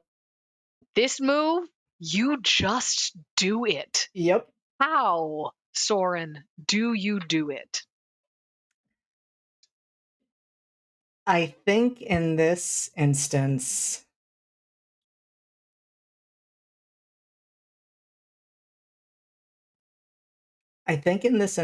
what Soren does is basically come out of nowhere and tackle the guy into a wall. I don't think he's ready yet to start swinging weapons, so I don't think he goes to grab anything or anything like that, but I think he just uses his full physical momentum to take this guy out in a way that he knows is going to hurt him. Like, it's not enough to just take him down to the ground. He wants him to hit something solid. So you run in, and at like your top speed, you're moving fast. You use that speed and you slam this man into a wall, and you hear something important go snap. And he goes down. He like drops like screaming cuz and like clutching at his collarbone. And just like really not wanting to move. And you can see also that when he hit that wall, you kind of rung his bell a little bit. You can, when you look at him, you can kind of see that like one pupil's kind of blown out from how hard he hit the wall. Another one of them, seeing this, is going to spin around, look at you, Soren, and say, "This is not your fight, kid. You get out of here. You don't want to be seen with things like this." And is going to basically is now trying to intimidate you. You don't want to be here. Roll to keep your cool. Cool. What is that with? Spirit. Okay, that's not so bad. Yep. All right, that is an 8. Okay. So when he says you don't want to be here, this doesn't look good for you. You know that what he means is, oh, my kids are coming home. You know what he means is like to be threatening, but for a second you're like, oh God, the optics. And there's just a second of hesitation. And what this is going to cost you to stay here is you are going to get a -1 on your next attack, because you're just a little bit like shaken of like, oh, I can't be seen back. I'm in the back of a mall wearing goth clothes with wet paint on my fingernails, fighting a guy with cop hair. What is this? You have that moment of panic, so you're going to take a -1 to your next Can roll. I just add one thing? Yeah. I think the fear for Soren is less the optics and more what are his parents going to say when they see this, and that's more what gives him a bit of that freeze response. For the record, I would like to use my second hold for vigilante to intercept any attack directed at Penny. Dope. Love it. Oh, actually, I'm actually gonna give you a choice on this thing. You can either take that -1 forward, or that video camera up there is going to catch this whole fight. I'm going to let the video camera catch the whole fight. Fuck yes. We love to hear it. We love to hear it. The Rammies, We bro. don't The even look like Rammies. ourselves. The Rammies Rammies. continue. The Rammies. Uh Oh, Penny, no. what do you do? Oh no. Oh no. Okay. All right.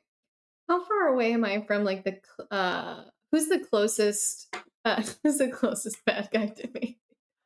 They're all actually Like, pretty far away from you. Yeah. Soren is fast. So this is all happening about 20 feet away. So you can get there. You can like run up. The closest one to you is probably the one that Soren disabled. Then the next closest is the one who is Cop Hair, who was talking to Soren. Perfect. No, I would very much like to get to the disabled one. Can if I could like get to the disabled one and attempt to skim the surface. If I could, am I going to be able to read his thoughts if he's disabled? Let's find out. Okay, great. Let's Do it. We play to find out. I hate this. I hate everything so much. Okay, all right, okay. That's a 5 and a 3, and then I've got a plus a 1 to spirit, so that's 9. It's 9. Okay. So yeah, you can ask one. What is your character thinking about right now? Who are you protecting? Why are you keeping secrets? And what is your character's hidden pain? I think I'll ask, who are you protecting? The immediate thought you get from that question is everyone. Sefer not is helpful. no, it's this person thinks that by taking their actions, what actions they are taking, they're protecting everyone from Sefer. Oh, no. Sefer is dangerous and needs to be this is the thoughts that you would associate with someone who regrettably needs to put down a rabid animal. Okay. That doesn't feel good. Yeah, that does not feel great. Okay. Jerome, Yeah. your guy just kind of got bashed out by Imogen, yeah. Imogen. So that's great. That's awesome because Jerome will just move on to the next one immediately. So, like, get the job done. Who is still? So we've got the partially incapacitated one. The are there? Yeah. What's the scene right now? I didn't track well. So the scene is the guy with the knife is unconscious and you have his knife. The guy with a baton's arm, one baton arm is has been dislocated. There's a guy with a garrote that's currently around Sefer's neck. The guy with the sunglasses has been disabled, and Cop Hair is still standing and looking at Soren. Ooh, interesting. Is Cop Hair just standing there? And he was just speaking to Soren? At the moment, yeah, just speaking to Soren, just like a don't get involved. Like you probably can't hear what's going on, but Okay. it was a don't get involved vibe. Yeah. Okay. Now, I am immediately jumping up and heading to the one with the garrote around Sefer's neck. All right. Right. And what I'm going to do is hold the knife to his throat and tell him to back the hell off. So I'm not going to physically attack him. Jerome's never really been in a situation like this before. So yeah, he's going to give the perception of yeah. Anyway, yeah. roll to let's see. Yeah, roll to this is persuade an NPC. This is a direct threat. Oh, I like that. So roll with heart. Yeah, okay. Sounds good. That's not bad. 2 and 5 plus I have a lot of heart, too. So 9. A 9. Okay. Jerome really believes in things. He so you hold knife to us, and what do you say? What do you say to him? Oh, not like he doesn't say much. Just back off. Okay. So, and I mean, obviously, the guy's not going to go anywhere because I'm holding him and I have a knife to his throat. But I think they know what I mean. Let go of the garage. Okay. So on a 7 to 9, Garrot guy and Sefer just like a conga line. Basically. So a conga line of violence. On a 7 to 9, they modify the terms or demanded debt. In this case, I think they're going to be modifying the terms in that what they do is they do, as you ask, they release the garrote. They release the garrote, lean back into you away from the knife, spin around and slam, and basically whip the garrote around to catch you in the face. Which does not do you really much harm, but it does leave you off balance. It does kind of knock you back for a second. And in return, when they turn around to look at you and they look back at you, you see that the knife did cut them, but not obviously fatally. They look back at you and he says, "Don't get involved, kid." And then turns back to try to continue attacking Sefer. Baton guy is going to pull a knife with his other hand. Is going to do one of those flick his sleeves and knife appears in his hand, and is going to try to stab Sefer. Sefer, do you have something you'd like to do about that? I do. I think so now that they're free, and so Garrot guy is kind of behind Sefer, and they're sort of stumbling back that way. Mm-hmm. Knife guy is Baton guy is pulling a knife. He is baton and knife guy. Mm-hmm. Sefer still has a grip on formerly baton, now knife guy's dislocated arm.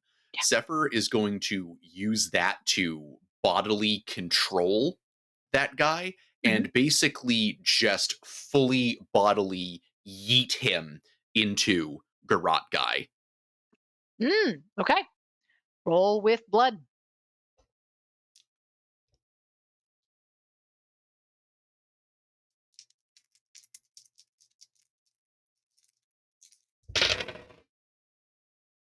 All right, and that is an 8. 8. Okay. So that works. Are you trying to inflict terrible harm or take something from them? I am going to. Can I take from them their ability to continue being in this fight?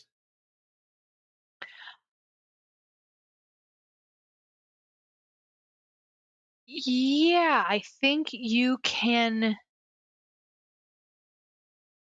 I will let you roll to do that, and what I will let you do is give you essentially advantage, give you a +1 forward, if you would like, specifically on an intimidation roll to get everyone to leave. Okay. If you would like to do that this round, you can. If you'd like to do that your next turn, you can. I think Sefer is going to do that this round. Okay. What you sort of throw them both you throw this guy at the other guy. You hit that guy with another guy, and what do you say? I think Sefer is actually going to just because Sefer is kind of losing it a little bit. They've sort of lost their composure a bit, and I think Sefer is actually just going to shout, "Enough!" And having kind of everyone's attention is going to just say, "Everyone, just leave me alone."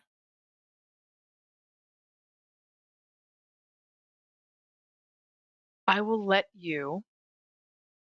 You can roll with heart to do this at a +1, which for you makes this a -1 roll.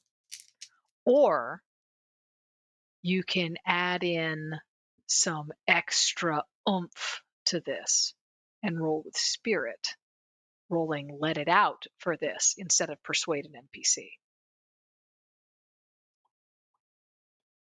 which would make this altogether a +3. Well, you know what? Let's go. Let's go big. Let's go big or go home. Let's let it out. Let's do it.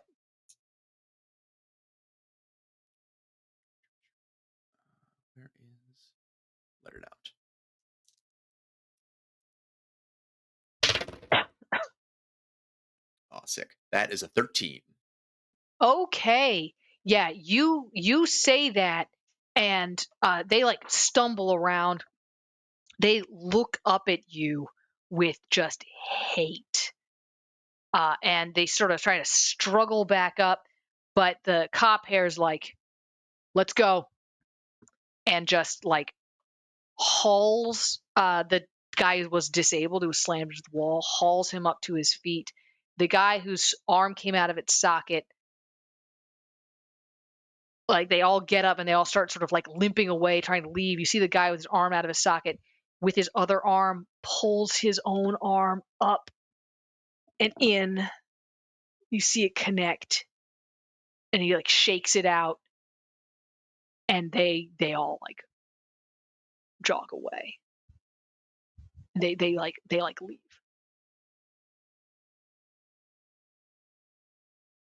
Unless any of you try to stop them, but they're all booking it. Like they wake up the guy that Imogen knocked out, who like comes to, and like they. Physically, what did Sefer look like when they did that? Because I don't think, Jerome isn't aware of the homunculousness. Oh, I guess that's true. Yeah. I think Sefer has still not gone like full homunculus, but I think they loom larger than you have ever seen Sefer loom before. They're kind of hunched. Their arms are long and simian. Their eyes are wide. They're all of their musculature, you can see, is just tense, and like it is an alien musculature. It has pieces and bits and structures that humans don't have. Okay. All right. So, Jerome, Jerome would have noticed he spent quite a bit of time around Sefer. He's noticed you're a little not built normal. That's fine. That's all right. He hasn't asked too many questions yet. But in the moment of it, caught up in the adrenaline and everything, he's just like, "Holy shit, that was awesome, Sefer." just Sefer sort of kind of shrinks down again. Just leave me alone, okay? Yeah, okay. Trump sort of looks around at everybody else.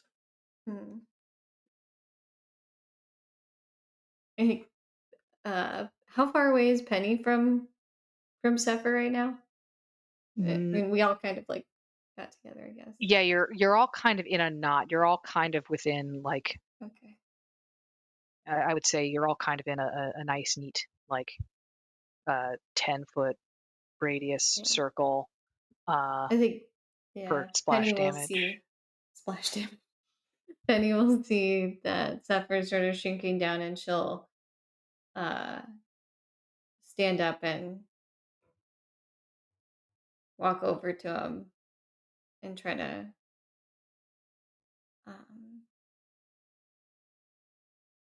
say,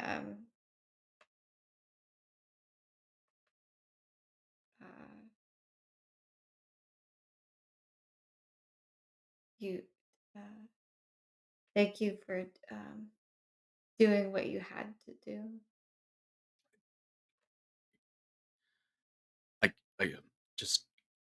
I didn't mean for you guys to get involved. I wasn't thinking.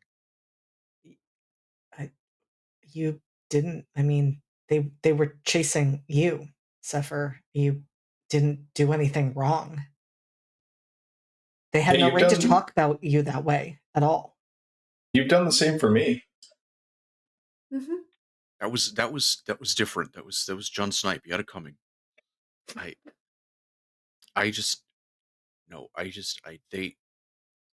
They were coming after me because of what I am. And that means that, because of what I am, I put you all in danger, and I didn't want that. I was just trying. I was hoping they wouldn't follow me into the mall. Hey! Sefer. It was our choice. It was our choice. They shouldn't have been doing that. I just Yeah. didn't want you all to see me like that. If they're coming after you, they're coming after us too. You're one of us, Sefer. You're no longer just a party of one.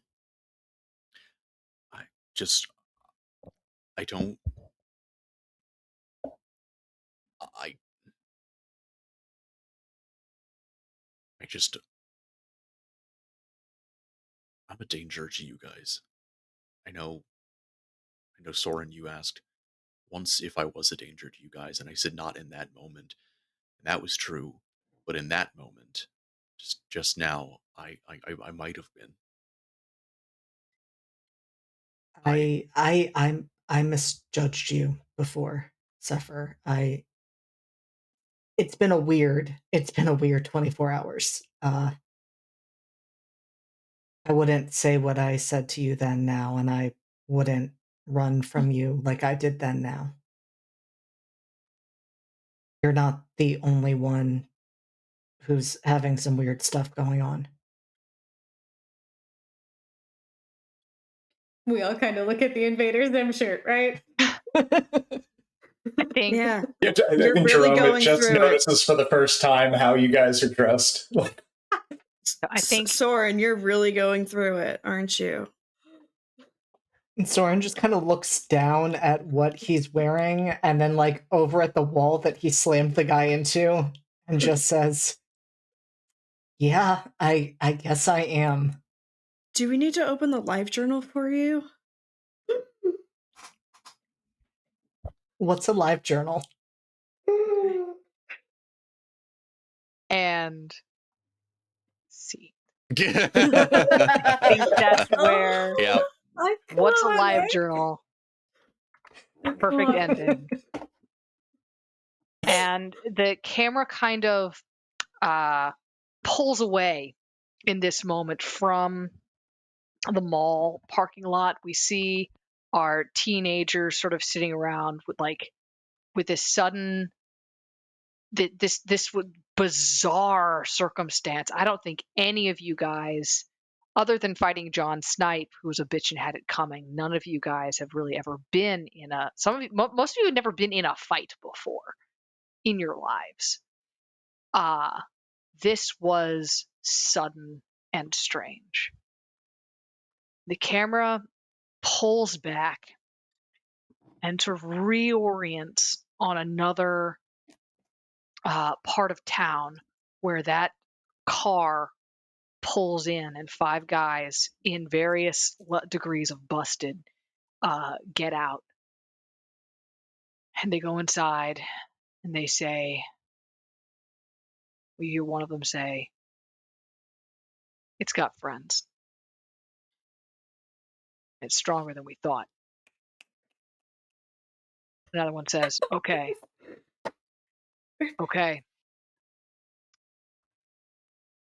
We'll bring drugs next time. And that's where we end our game. Thank you all very much for being here, for being part of our audience this evening.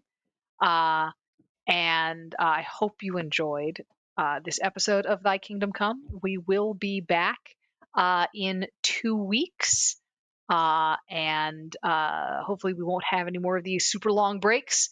We will be back in 2 weeks with more monstery goodness. Amber, would you like to tell us where people can find you other than right here? Yeah, absolutely. Well, actually, this is one of the only few places people can find me right now because I'm on a little bit of a mental health break. Hi, everybody. I'm Amber, also known as the Space Jamber. I'm a TTRPG writer, editor, podcaster, and streamer. And again, none of that matters because I'm taking a summer break because in the 2 years I've been doing this, I haven't taken a break. I'm tired. I'm fucking tired, bitch. Don't perceive me. But you can, if you're in Austin, Texas next week and you're going to RTX, you want to say hi? Come say hi. I'll be bopping around. I'll also be running games at Gen Con in August if you are attending that.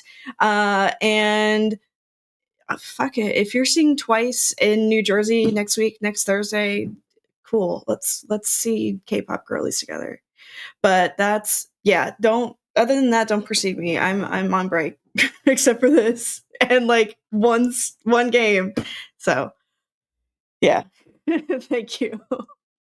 We appreciate the dedication to mental health. It is vital. I It am is losing my vital. fucking marbles at my job, so I need a summer break. Take it. Next, Bedlam.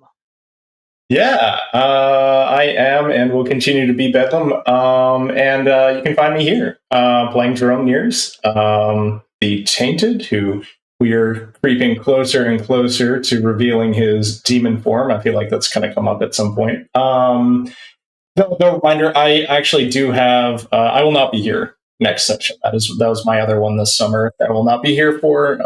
Hopefully Dell will be able to work around that pretty well. But I will come back with a vengeance in a month, and we will see where we're at then. So yeah. Amazing. And Brendan.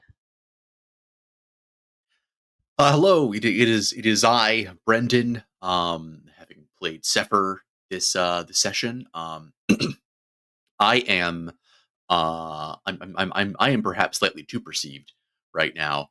I also play Alex Sandowski, aka Victory, on our every other week Masks actual play podcast. I just finished up GMing Missing Numbers. Last session was on Tuesday. So that was very touching finale. Thank you to everyone who turned out there.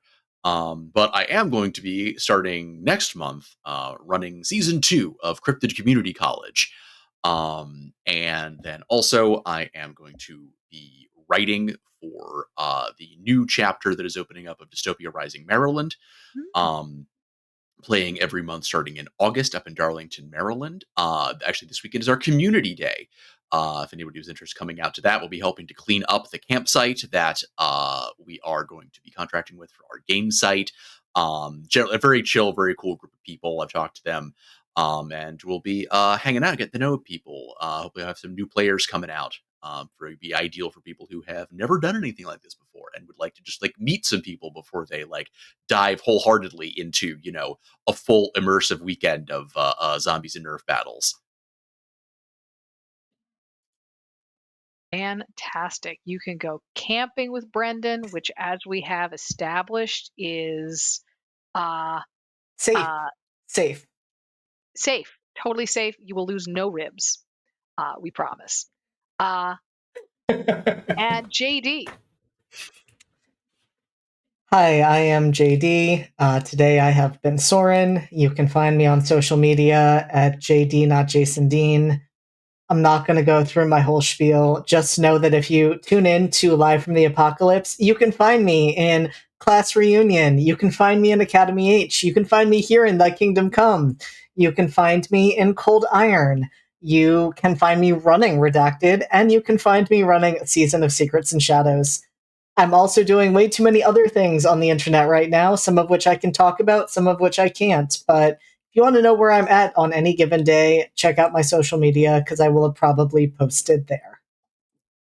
JD is also too perceived. JD is thoroughly beheld. Mm-hmm. I didn't even mention Shadows Between the Stacks, in which I am both playing in and running one of the tables for. It's fine. It's fine. Not just beheld, but beloved. It's so true. Thank you. Our beloved KT is unfortunately unperceivable right now because Storm knocked out her power. Alas, alack, nature has ruined everything yet again. I am Della Collins. I've been your game master. You can find me here every other Friday, and you can find me here every other Thursday, playing Rachel Blauhair in Redacted, or maybe Siobhan in Redacted. It's fine. It's fine. It's gonna be fine. It's so fine. We will, like I said, we will be back next week dealing with the fallout of whatever the hell just happened here. So thank you all very much, and we will see you in 2 weeks. Stick around and we'll find someone to raid. Yes, I will take us to the thanks for watching screen, and we will see you for this game in 2 weeks.